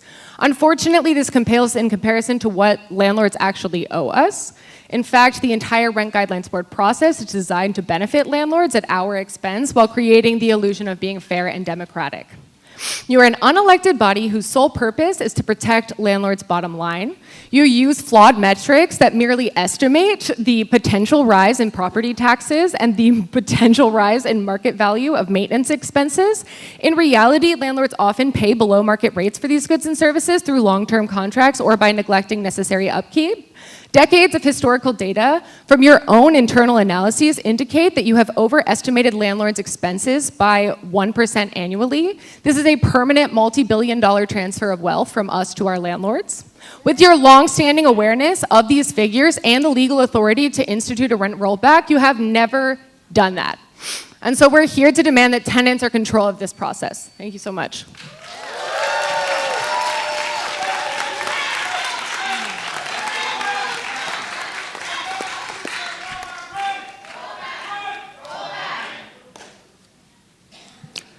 Hey everyone, my name is Tausif Asan. I'm a tenant organizer with Chaya CDC, also a member of the Rent Justice Coalition and the Queens Tenant Coalition.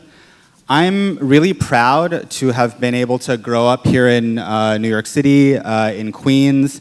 I love the diversity of Queens and I love that it's represented here in this room. We organize a lot of neighborhoods in Queens, mostly rent-stabilized buildings, where it's mostly immigrants, people of color.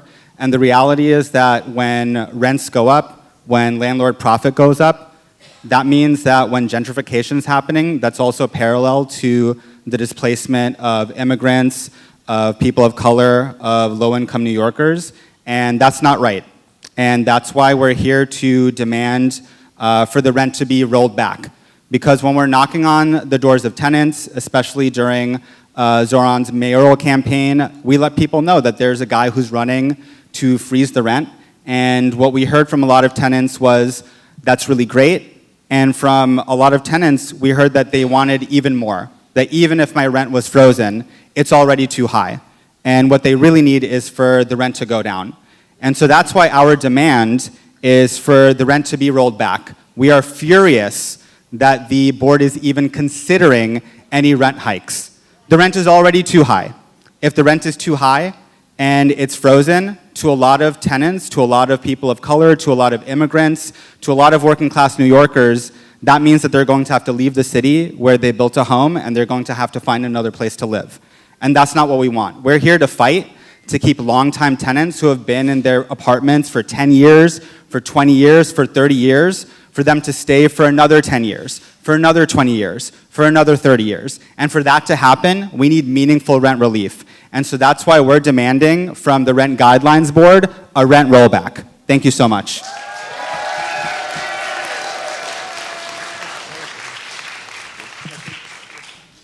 Hi there, I'm Casey McNaughton. I'm a rent-stabilized tenant in Astoria, Queens, where I've lived for 6 years. My family lived in Bay Ridge, Brooklyn for 4 generations until they could no longer afford to do so and moved down south. And that's just not right. Right now I'm rent burdened, and on Monday, June 1st, I spend time doing what I do on the 1st of every month.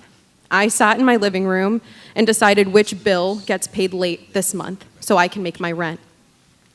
This month, it was a student loan bill. Next month, I'll probably cancel the dentist appointment that I made months ago, so I'll be able to pay it. Every year, my rent goes up, my wage stays the same, and the gap between the life that I envisioned for myself and the reality of my life grows really wide and wider every day. I am forced to call 311 for water damage and heat violations every single year, sometimes 3 or more. I spent nearly 3 weeks last winter sick due to what my landlord called issues with the boiler, but I'm the daughter of a tradesman and I know that that's bullshit. Instead of using the money from my rent and the rent hikes that have been placed on me by the Rent Guidelines Board back into the building, the landlord instead gut renovated the market rate units of my building and hiked up their rent another $1,500. My rent went to renovations I'll never see. Meanwhile, I spent most of this year painfully poring over my budget, figuring out how long I can go without seeing my doctor, if I can go another holiday without visiting my family, and if I can work a 3rd job without dropping dead. I'm tired of waking up from nightmares. I'm exhausted by the stress, and I am terrified about the fact that year after year, I testify at this hearing begging to be heard. And it is shameful to know that there is a rent hike on the table. I'm demanding a rent rollback because I deserve a life where I can do more than just make it through. The tenants in this room are living data points, and every year they come and beg you for the same thing. 2.4 million people's future rests in your hands, and we're demanding a rent rollback because the data is clear. We cannot survive going on any longer. Thank you.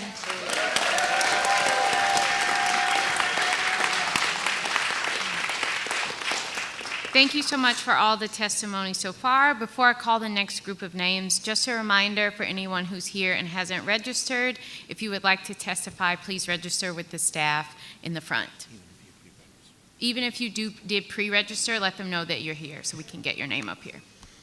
Les recordamos a todos que si aún no se han inscrito para poder declarar esta noche, por favor háganlo cuanto antes con el personal que está próximo a la entrada de este salón, por favor, antes de las 8. Gracias. I will now welcome Michael Satcher, Susan Shaw, and Teresa Evangelista. কেউ যদি বাংলায় আপনারা সাক্ষর দিতে চান আপনারা register করতে পারেন 8টা সন্ধ্যার ভিতরে ধন্যবাদ Good evening. My name is Mikhail Satcher.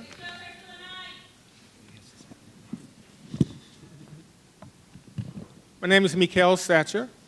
I've been living in Queens for about almost 4 years. I moved into a building on Archie Avenue. It was part of several buildings that's new developments, 5 years old or younger. And it's one of those buildings that's part of gentrification. It used to be that gentrification displaced people who have been living in communities by bringing in new development. But now the strategy is to build new developments, put black and brown people in them, give them 1, 2, and 3 month incentives to move in. But when gentrification is near completion, they go all out with strategies to boost us out, to displace us, by holding back services. I live in a building that's 29 floors, 5 elevators. For months and months, we only have 1 elevator, possibly 2. And it's a health hazard, it's a safety hazard. People's trying to cram on there to get to where they're going. People are late for work, late for moving their cars, from getting tickets.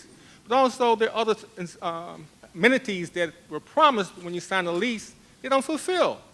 Whether it's cleanliness with the trash disposal, walking over, stepping over the dog poop, dog urine, laundry room not being serviced properly, and then it's a 24-hour building with a security person there. I say by 8 hours out of the day, there's no one there. It's not a security area. It's not secured. And we live in an area in Jamaica where it's a high crime area. We had 3 stabbings in the building already. And so I say that for these kind of things where gentrification is active, people should not only roll back their rent, freeze the rent, they should give people their money back. At least half of it. If I make a purchase in a store and it's defective, I get to take it back. I get some type of credit. Where's the credit when the services are not there? So you have to consider that. This is not just an issue about money and affordability. It's about justice and what's right. And so I think that when you're displacing black and brown people intentionally to fill in the building to make sure the owners get their money until the high rent people they want in there are coming in. That's wrong. It's about justice. Let's be fair. Roll back the rent, give money back to people who need it so they can buy food and clothing and medical issues and things like that. Thank you. Thank you.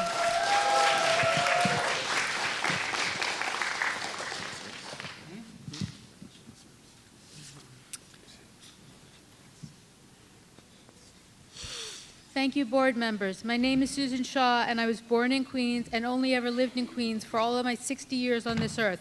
I do not have a permanent place to live for the past 10 years, but I've lived and now couch surf at 8030 Broadway in Queens, in Elmhurst, Queens, and I've lived there on and off for 36 years. The building is rent stabilized and has changed owners and names many times, but is currently Elmhurst Woodside LLC, part of First Queens Management. They own about 100 buildings, all with many complaints and violations. I'm here to demand a rent rollback and a study on landlord overcompensation. I stopped being able to afford my apartment and now can no longer afford to rent a room. Storage rents also keep going up. All but $136 a month of my income goes to storage for my winter clothes, important papers, family photos, furniture, dishes, and things from my prior life. $40 pays for my phone each month. I will lose food stamps at the end of the month. I have few options. This winter, the Elmhurst apartment had no heat between 10 p.m. and 6 a.m. Zero heat every night.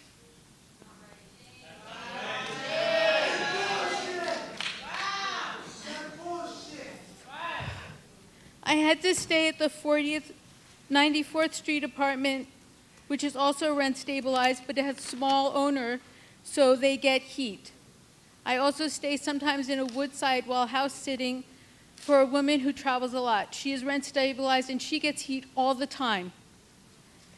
The inspectors come at 3 p.m. in the afternoon. We get no heat at all at night. We went the whole winter with no heat. Elmhurst Woodside LLC tells each tenant that they are the only one to complain about the heat. Many use space heaters. The electrical wiring is 100 years old and has never been updated. God forbid, but one day there will be a fire and I will lose my main place to stay and shower and maybe even my life. Thank you. Thank you.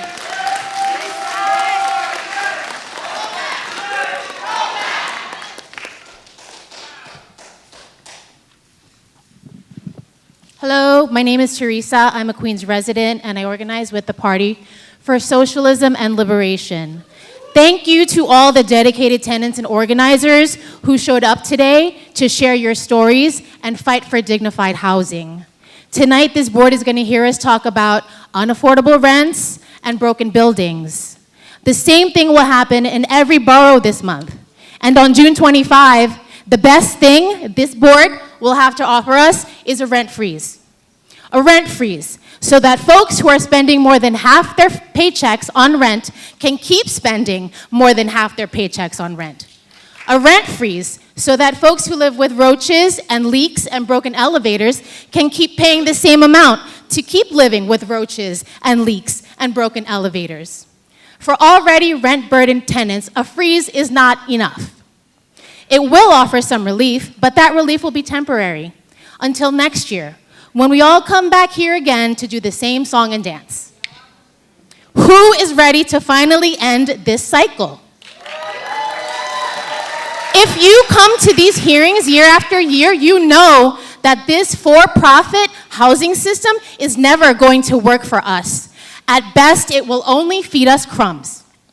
Who is ready to put something new on the table, like permanent and universal rent control and real rent relief that's funded by the corporations and billionaires in this city?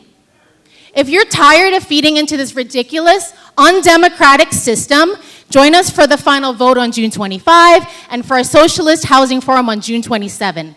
We're not waiting for the people in power to do us a favor. We're organizing to build our own. Thank you.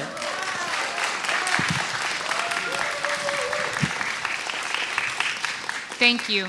I will now welcome Hello, my name is Kendra Brown. Hi, Kendra, yes, we're calling people in the order that they signed up, so we will get to you, Kendra. Thank you so much. All right. Thank you. I will now welcome Charles Gadinsky, Brandon Morell, and Mejabin Habib.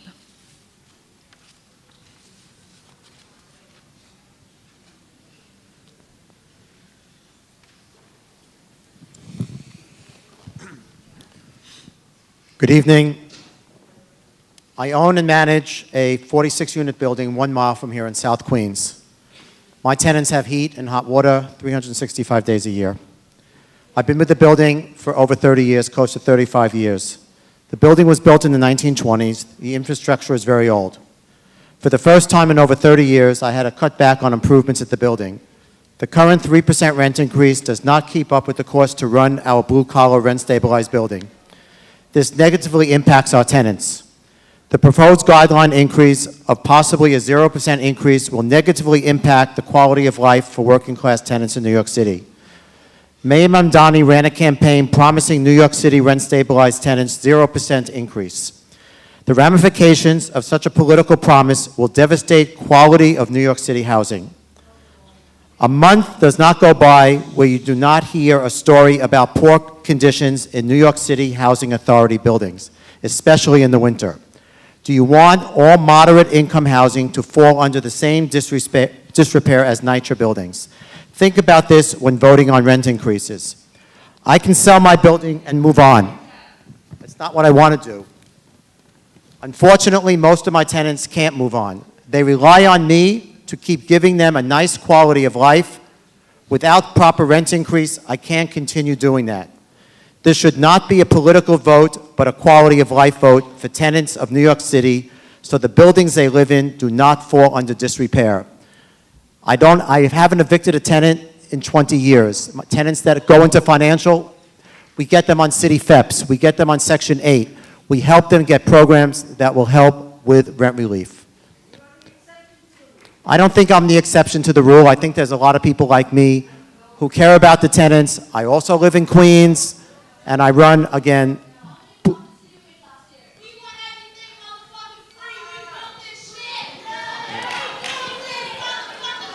We're going to let everyone testify.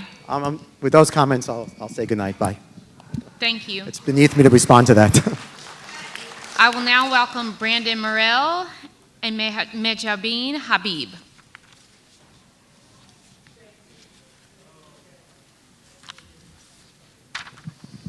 Yo lo voy a hacer en español, así que voy a necesitar un traductor, por favor.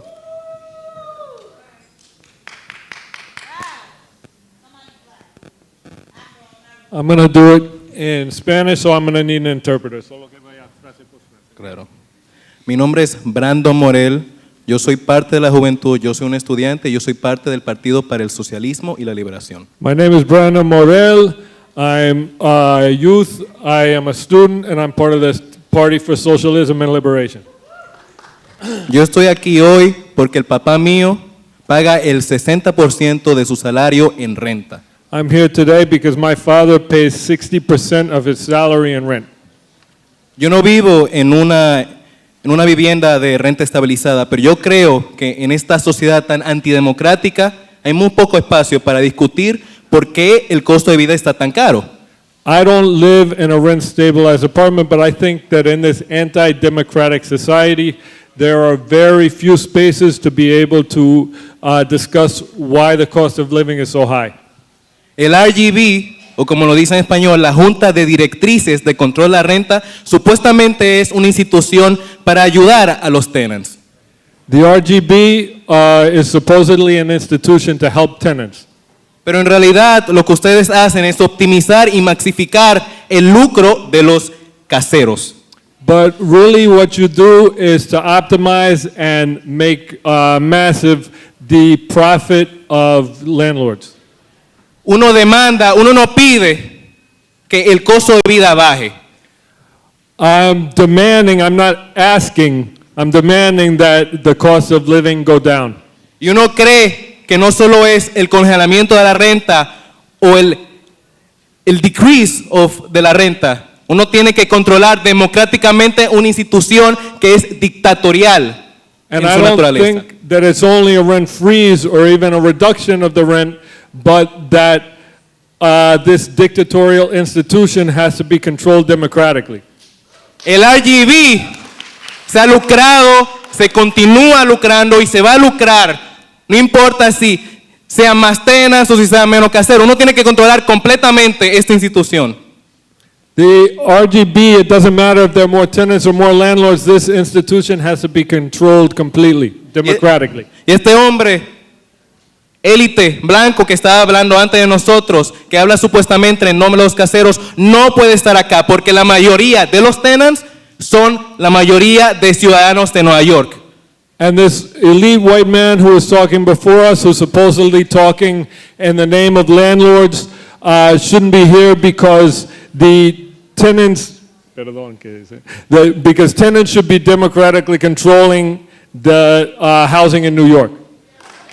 Claro, carajo. Y uno anima a todos los inquilinos que hablan español o que hablan cualquier otro idioma, afroinquilinos, que se organicen, que se autoorganicen en sus viviendas. And I urge all tenants, if they speak Spanish, if they speak any other language, that they should organize themselves in their house, in their buildings. Y por último, como el Partido para el Socialismo y la Liberación, uno no propone reformas de la reforma que es el RGB. El RGB nació como una reforma del control de la renta que se hizo en Nueva York. And finally, the Party of Socialism and Liberation doesn't propose a reform to the reform which is the RGB. The RGB was born out of a reform of the rent guidelines in New York. Uno propone una revolución socialista a la vivienda y uno tiene que controlar la vivienda como tenant y como inquilino.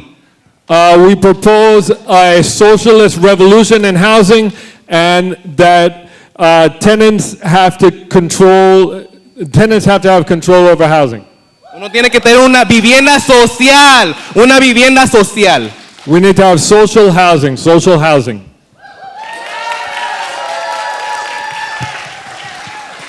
Thank you.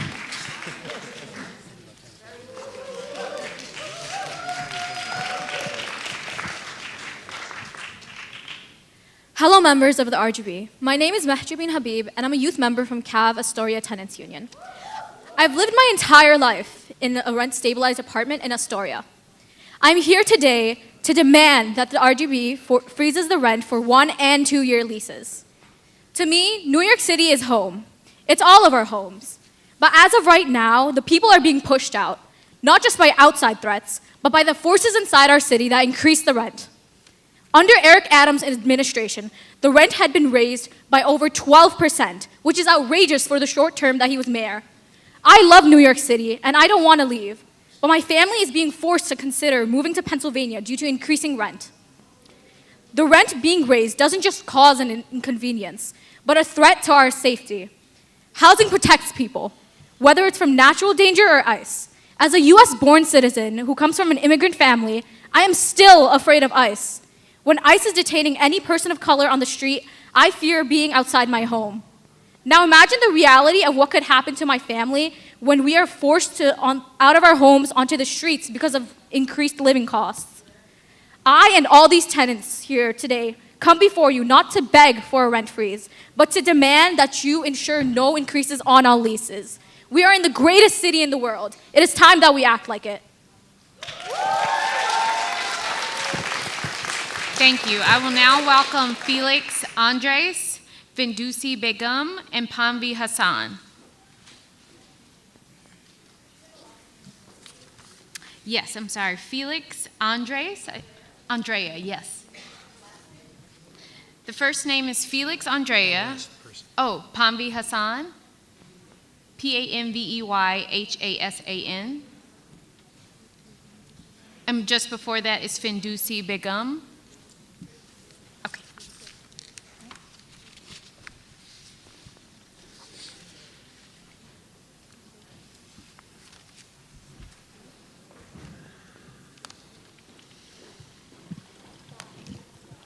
Hi, my name is Felix. I'm a youth member at CAB.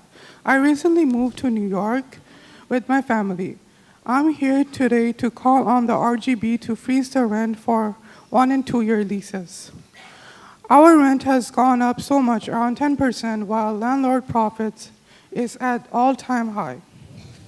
My mom is the only one who is supporting my family, and more than 50% of her income goes to rent. Despite this, we have so many issues in our building. For example, our ceiling is leaking. Our door is broken and hasn't been fixed. After all of our expenses and high rent, we have no saving. Now my family and I are trying to move into a bigger apartment, but we cannot afford this because of the high rent. So I'm calling on the RGB to ensure no increases on all leases. Thank you.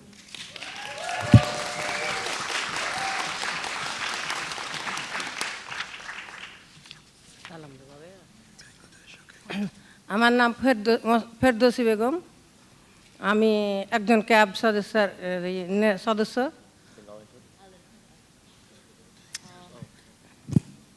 Hi, my name is Ferdowsi Begum. I'm a tenant leader at CAV Astoria Tenants Union.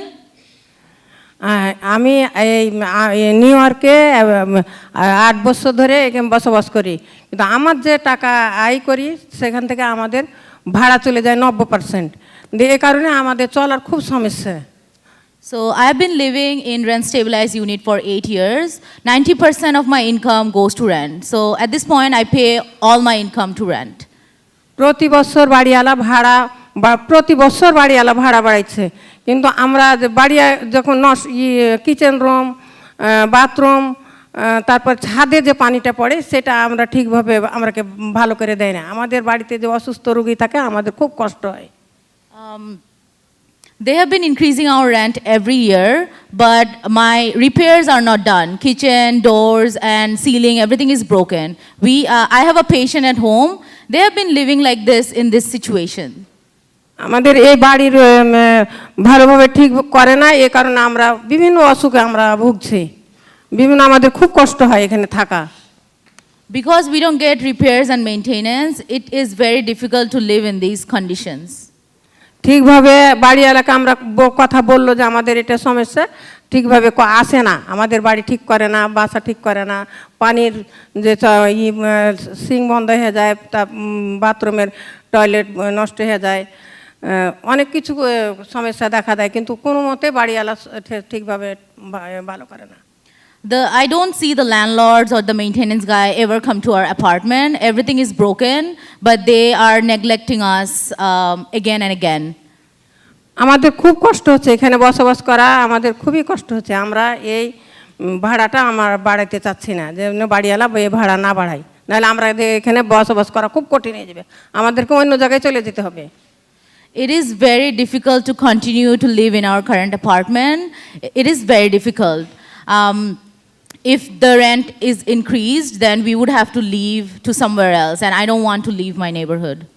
আমাদের যে টাকা আয় করি তা আয় তো বাড়ছে না, কিন্তু আমাদের ভাড়া প্রতি বছরে বছর বেড়ে যাচ্ছে, আমাদেরকে নিজে সই করতে হচ্ছে ভাড়া বাড়িয়েও, তো আমাদের খুবই কষ্ট হচ্ছে। So my income isn't increasing, but our rent is increasing every year. It is a very difficult situation to live. আমরা একটাই দাবি আমাদের, যে ভাড়া ফ্রিজ যেন আমরা চাই, আমরা ভাড়া ফ্রিজ করার জন্য আমরা এই আন্দোলন করছি। So my only demand from RGB is to freeze the rent. We have been organizing tenants for a long time, so we can win affordability in New York City. Please freeze the rent. আমরা একমাত্র ভাড়া ফ্রিজটাই চাই আপনাদের কাছে, আমরা দাবি করছি যে আমরা যেন ভাড়া ফ্রিজ করে, নাহলে আমরা কঠিন অবস্থায় পড়ে যাব। ধন্যবাদ। So my only demand is to freeze the rent. We are here to freeze the rent. Thank you. Thank you.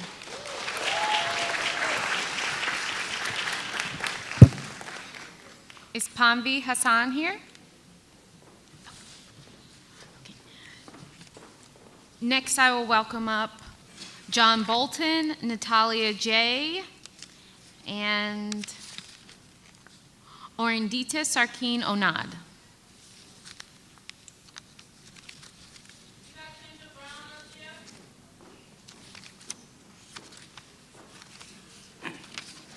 How you doing, members of the board? My name's John.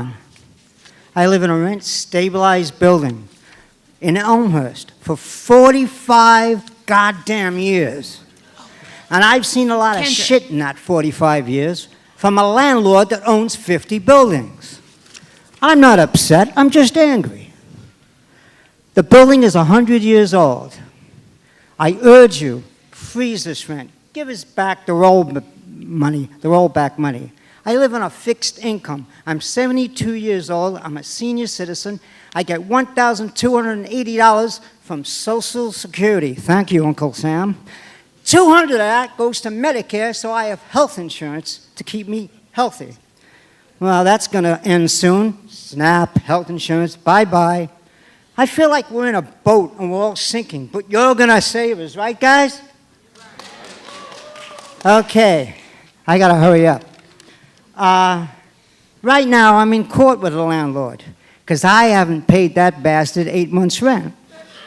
And just to let you know, only a judge can kick your ass out of your apartment if you're in a rent-stabilized building.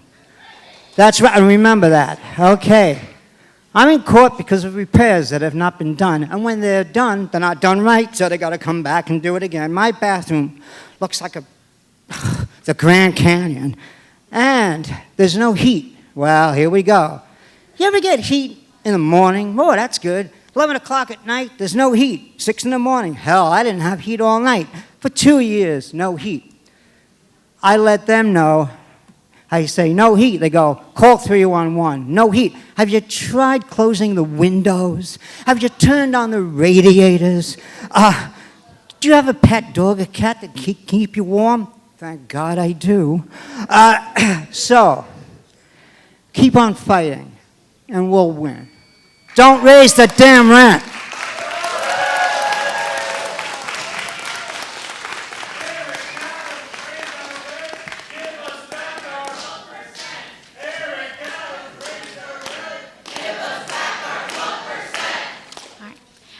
I'll welcome Natalia J. and Orindita Sarkeen Onad.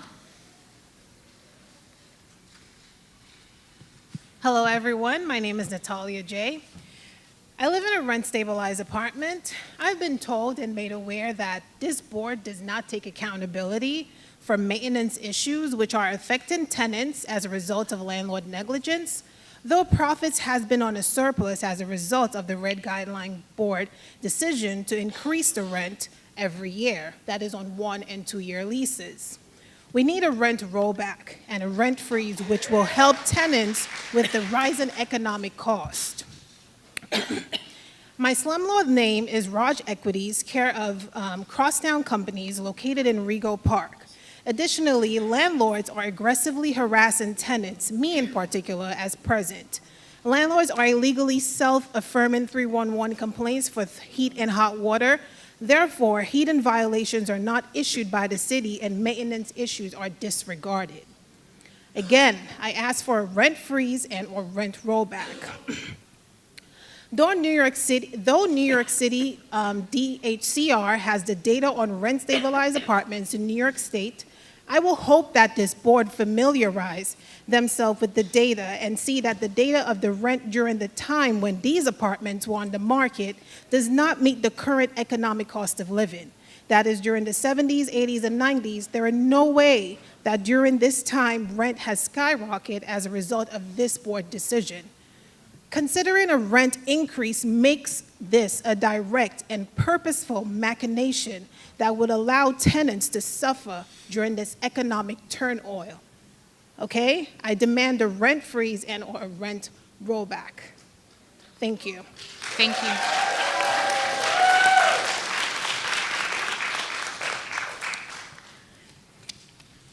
Hello, good evening. My name is Onindita and I'm here today with Cav. I live in Astoria with my partner. Because of rent stabilization, I was able to live in a wonderful apartment for 1 year. And I am here today to call on the RGB to freeze the rent for 1- and 2-year leases. Landlord income is already up 30% over for 4 years. Their money comes out of the pockets of tenants like me. While landlords enjoy a steady growth of income, I pay over 60% of my income to rent. All costs are up for tenants: groceries, transportation, medical care, and more. Every month, I must make decisions between paying for groceries versus paying rent. The RGB has already raised rents by 12% over the past 4 years, but these rent hikes go into landlord pockets, not repairs for my home. While landlords use our rent money to buy up more buildings, rent hikes will displace me and my community. Landlords have one job: take care of their buildings. But instead of using our rent for repairs, they use it to gamble. They use our wages and savings to leverage their debts, buy up more and more buildings, and pay off mortgages. Our rent should not pay off their debts. While tenants face a historic affordability crisis, landlords see our homes as investments and expect to turn a profit every year. But our buildings are not landlord investments. Our buildings are our homes, where we rest, raise our family, and build our community. Rent stabilization is what makes my neighborhood home. It is time for the city to use rent stabilization for its true purpose, to stabilize the rent for 2.4 million plus tenants. No increases on all leases. Tenants need relief now. We call on the board to freeze the rent for 1- and 2-year leases. Thank you. Thank you. I will now welcome Aaron Williams, Panhama Rahman, and Putol Bagum.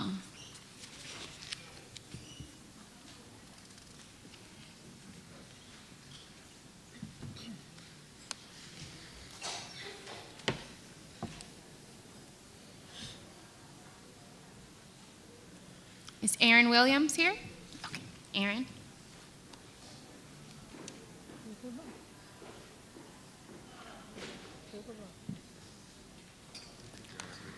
শুভ সন্ধ্যা আমি ফারহানা রহমান আমি কুইন্সে একজন ভাড়াটিয়া আমরা আরজিবির কাছে দাবি করছি যে আমাদের ভাড়াটা 0% নামিয়ে আনুন কারণ আমাদের সব কথা অনেকেই বলেছে 12% ভাড়া বৃদ্ধি, 30% মুনাফা, 0% মেরামত, কিন্তু আমি বলবো আমার মতো অনেক ফারহানার কথা। আমার বাসাতে একজন উপার্জনক্ষম, সে তার উপর অনেক চাপ পড়ে যায়। And can we get the second microphone? I apologize. I think there's a microphone over there. Hi, my name is Farhana Rahman. Today I'm here with organized tenants, Kav Astoria Tenants Union.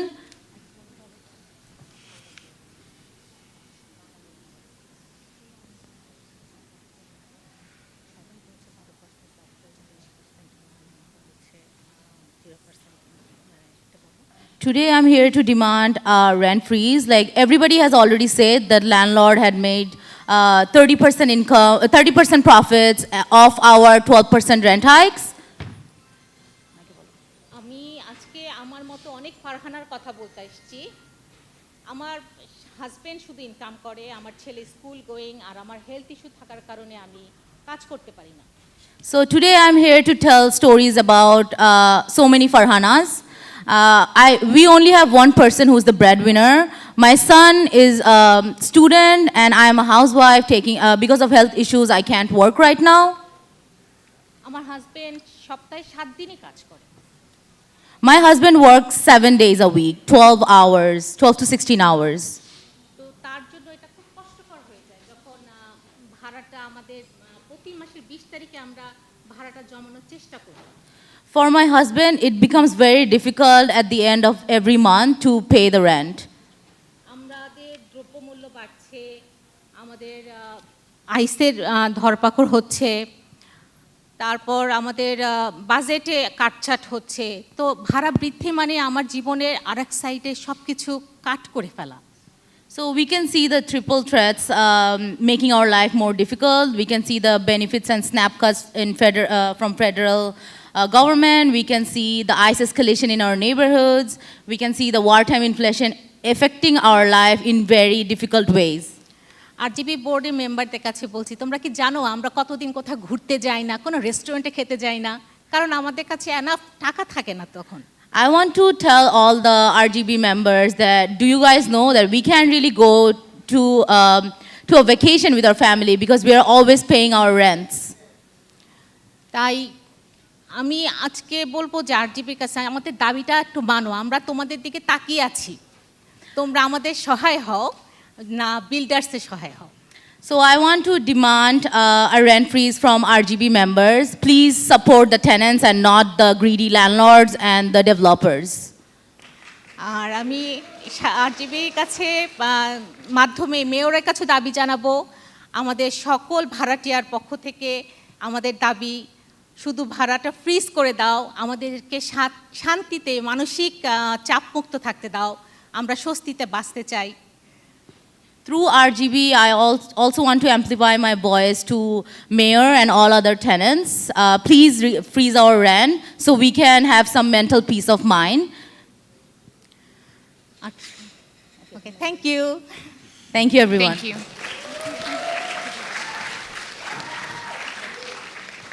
I'll welcome Aaron Williams and then Putol Begum.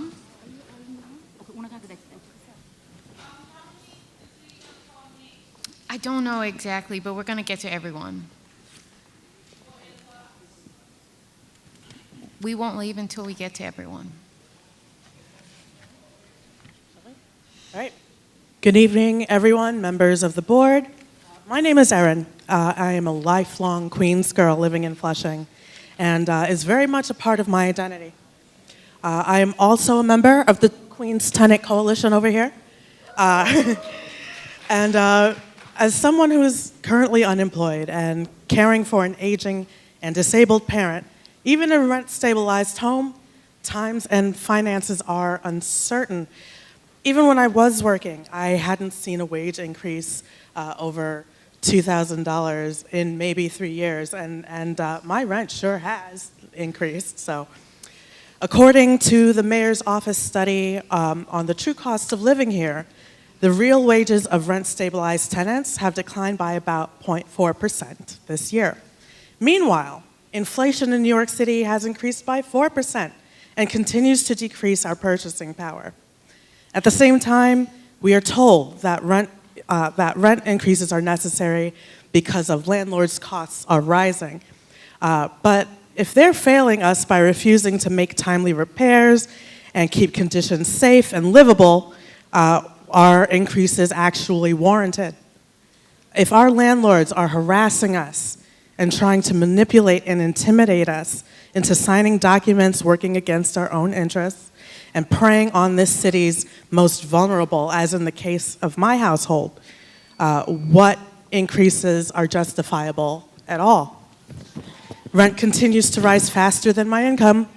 It is increasingly difficult to afford life in this city that is so much a part of who I am. And what I am is one of the 62% of New Yorkers who can no longer afford to live here. This raises an important question. If landlords, particularly corporate landlords like mine, if their revenues are increasing while ours are failing further and further behind, are additional rent increases justified? The Queens Tenant Coalition does not feel that way, and in fact, we are calling for a rent rollback.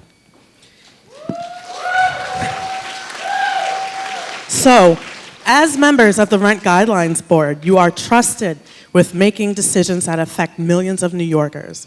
And I urge you to examine landlords' financial reports with greater scrutiny and to seek more complete data on the gaps between tenants' income trends, inflation, and landlords' actual profits across all sources of their buildings' incomes. Rent stabilization is a safeguard intended to keep working-class New Yorkers in their homes. For many of us, that safety net is unraveling. Thank you, Aaron.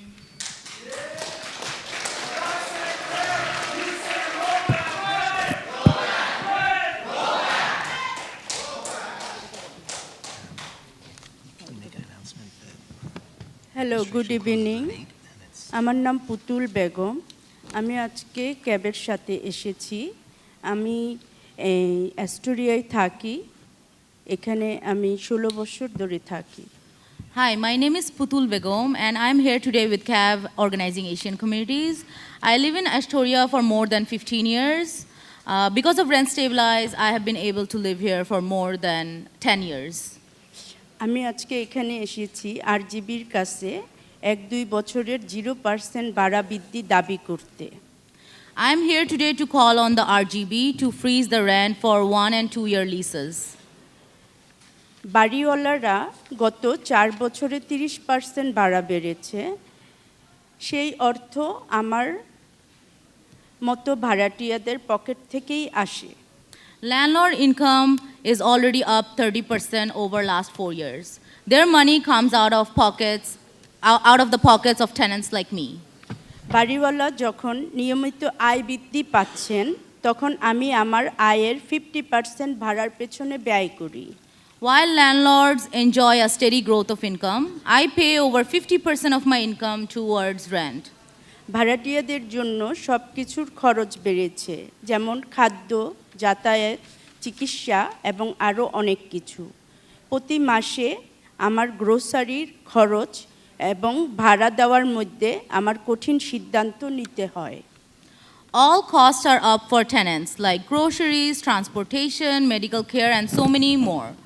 Every month, I must make decisions between paying for grocery versus paying rent. ভাড়া বৃদ্ধি কেবল বাড়িওয়ালাদের লোভকে পুরস্কৃত করে আমাদের কোনো উপকার করে না Rent hikes only reward landlord greed. It doesn't really make any help for us.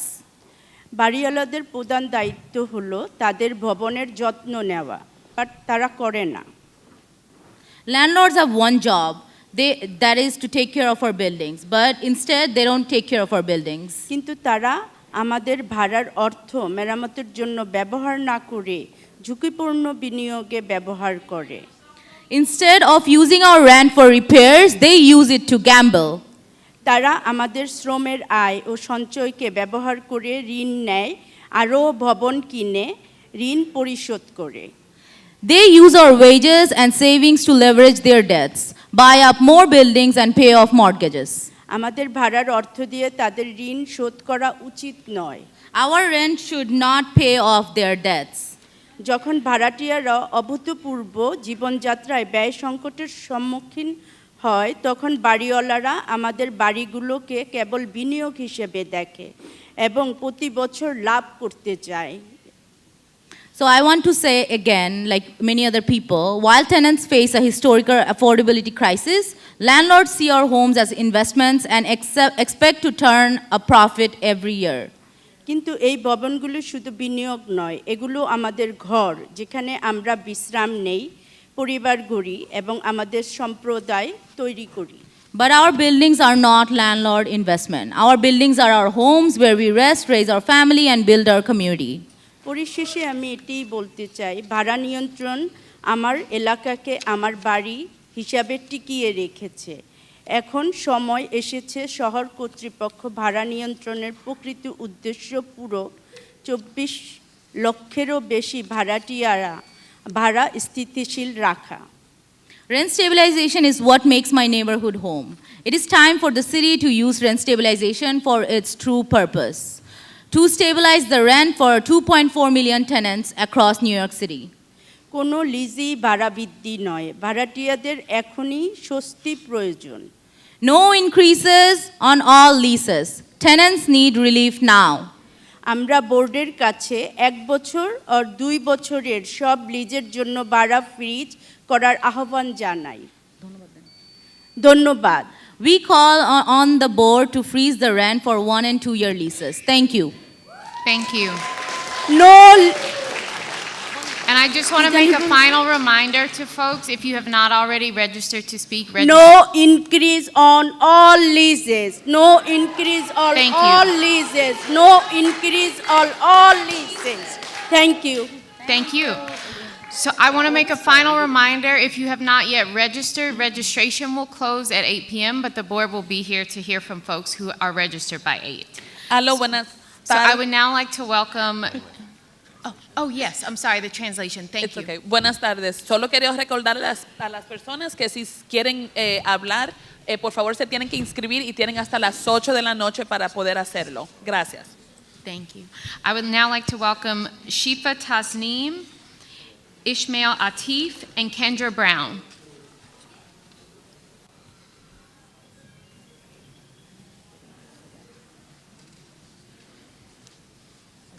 It's Hi. Shifa Tasneem. Oh, she go first? Yes, we'll go in that order. Shifa, then Ishmael, and then Kendra.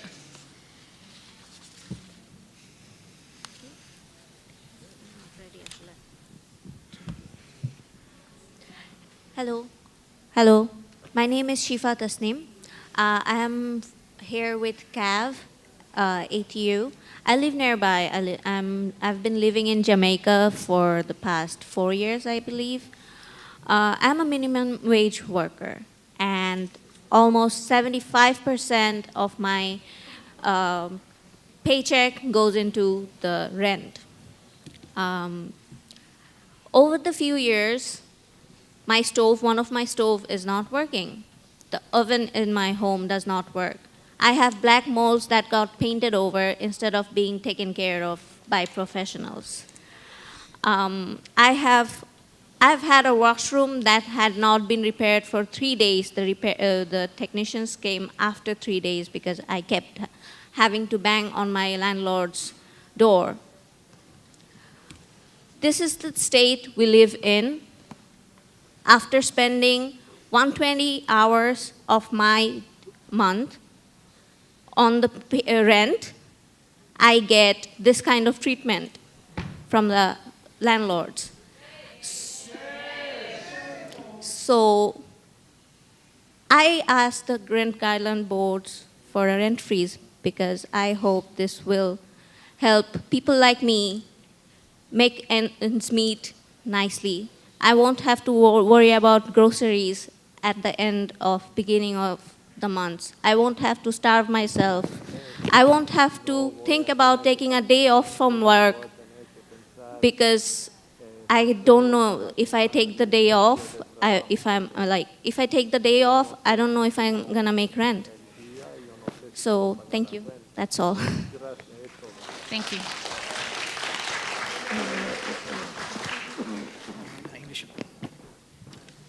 Good evening, everyone. My name is Ismail Atif. I live in Astoria with my family, and I have been living in a rent-stabilized apartment.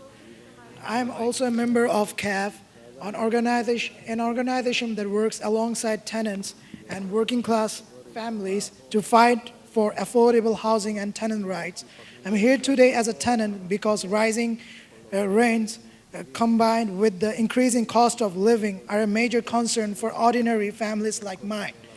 My main concern is that the cost of living continues to rise, but most people's incomes are not increasing at the same pace.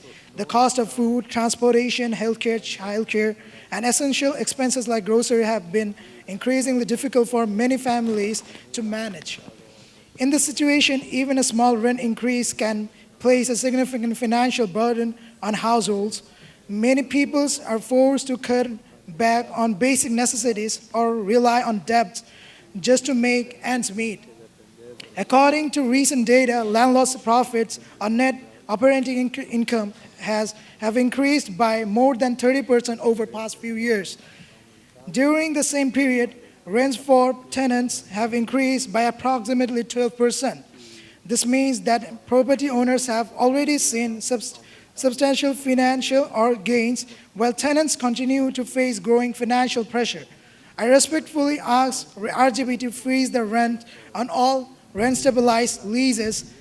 When landlords' incomes have already increased significantly and tenants are struggling with rising living costs, another rent increase would not be fair.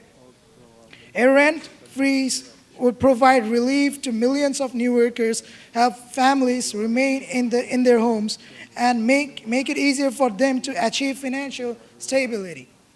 Thank you for listening to my testimony. I hope the RGB will consider the real challenges facing tenants and vote to freeze the rent for 2 years. Thank you. Thank you.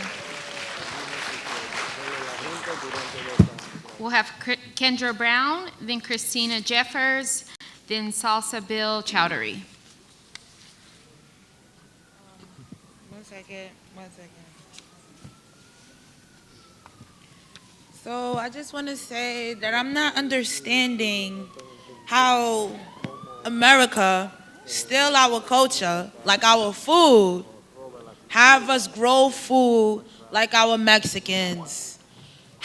Bring our culture food to America, to build America, have my Mexicans, my Mexicanas build buildings in the hot sun and stuff like that. We're mad. Us Americans, the people that live in America that didn't make it yet, we're mad because I just honestly feel like it's not fair for us, how you steal our food, our culture, and have my people build your buildings and stuff like that, and then have us work so hard. Like, we wake up 6 o'clock in the morning, we come to work 7 o'clock at night. People that go to college, they're not graduating to years. 7 years, 8 years, and stuff like that. This is not fair. Where's our reparations? We built America, and I feel like everybody should get reparations. You know what I'm trying to say?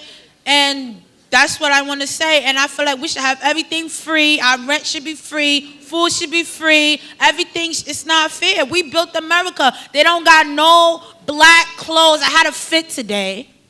They don't got no black clothes in the stores. Old Navy. They want us to look up to these white people. You know what I'm trying to say? This is not fair. The beauty supply store, we gotta buy our culture back. No, cut us a check, and yeah, that's what I want to say. It's not fair. We angry as Americans, and this is not fair for us. We angry as Americans. Because we built America and we working so hard to pay our rent. We working so hard to pay our rent. We want to, college is not for everybody. You know what I'm trying to say? Not everybody's smart to go to college. You know what I'm trying to say? Like, it's not fair. Life not fair. It's crazy. You know?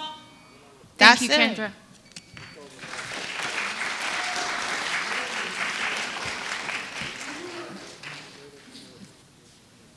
Kendra. Good evening. My name is Salsabil, and I'm an organizer for CAV Astoria Tenants Union.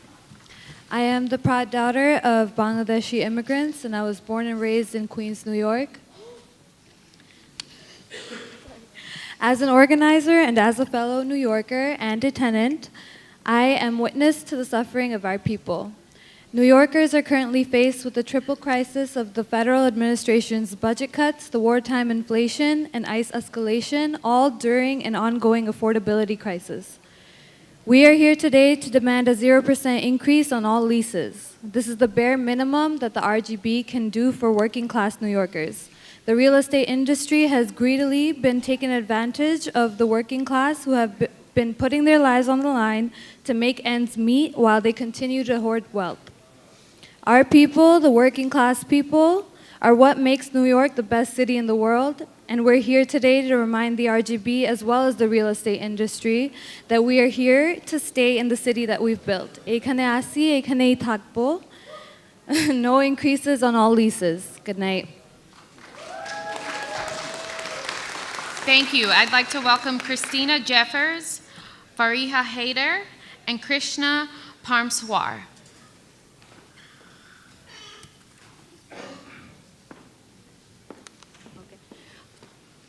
Buenas noches.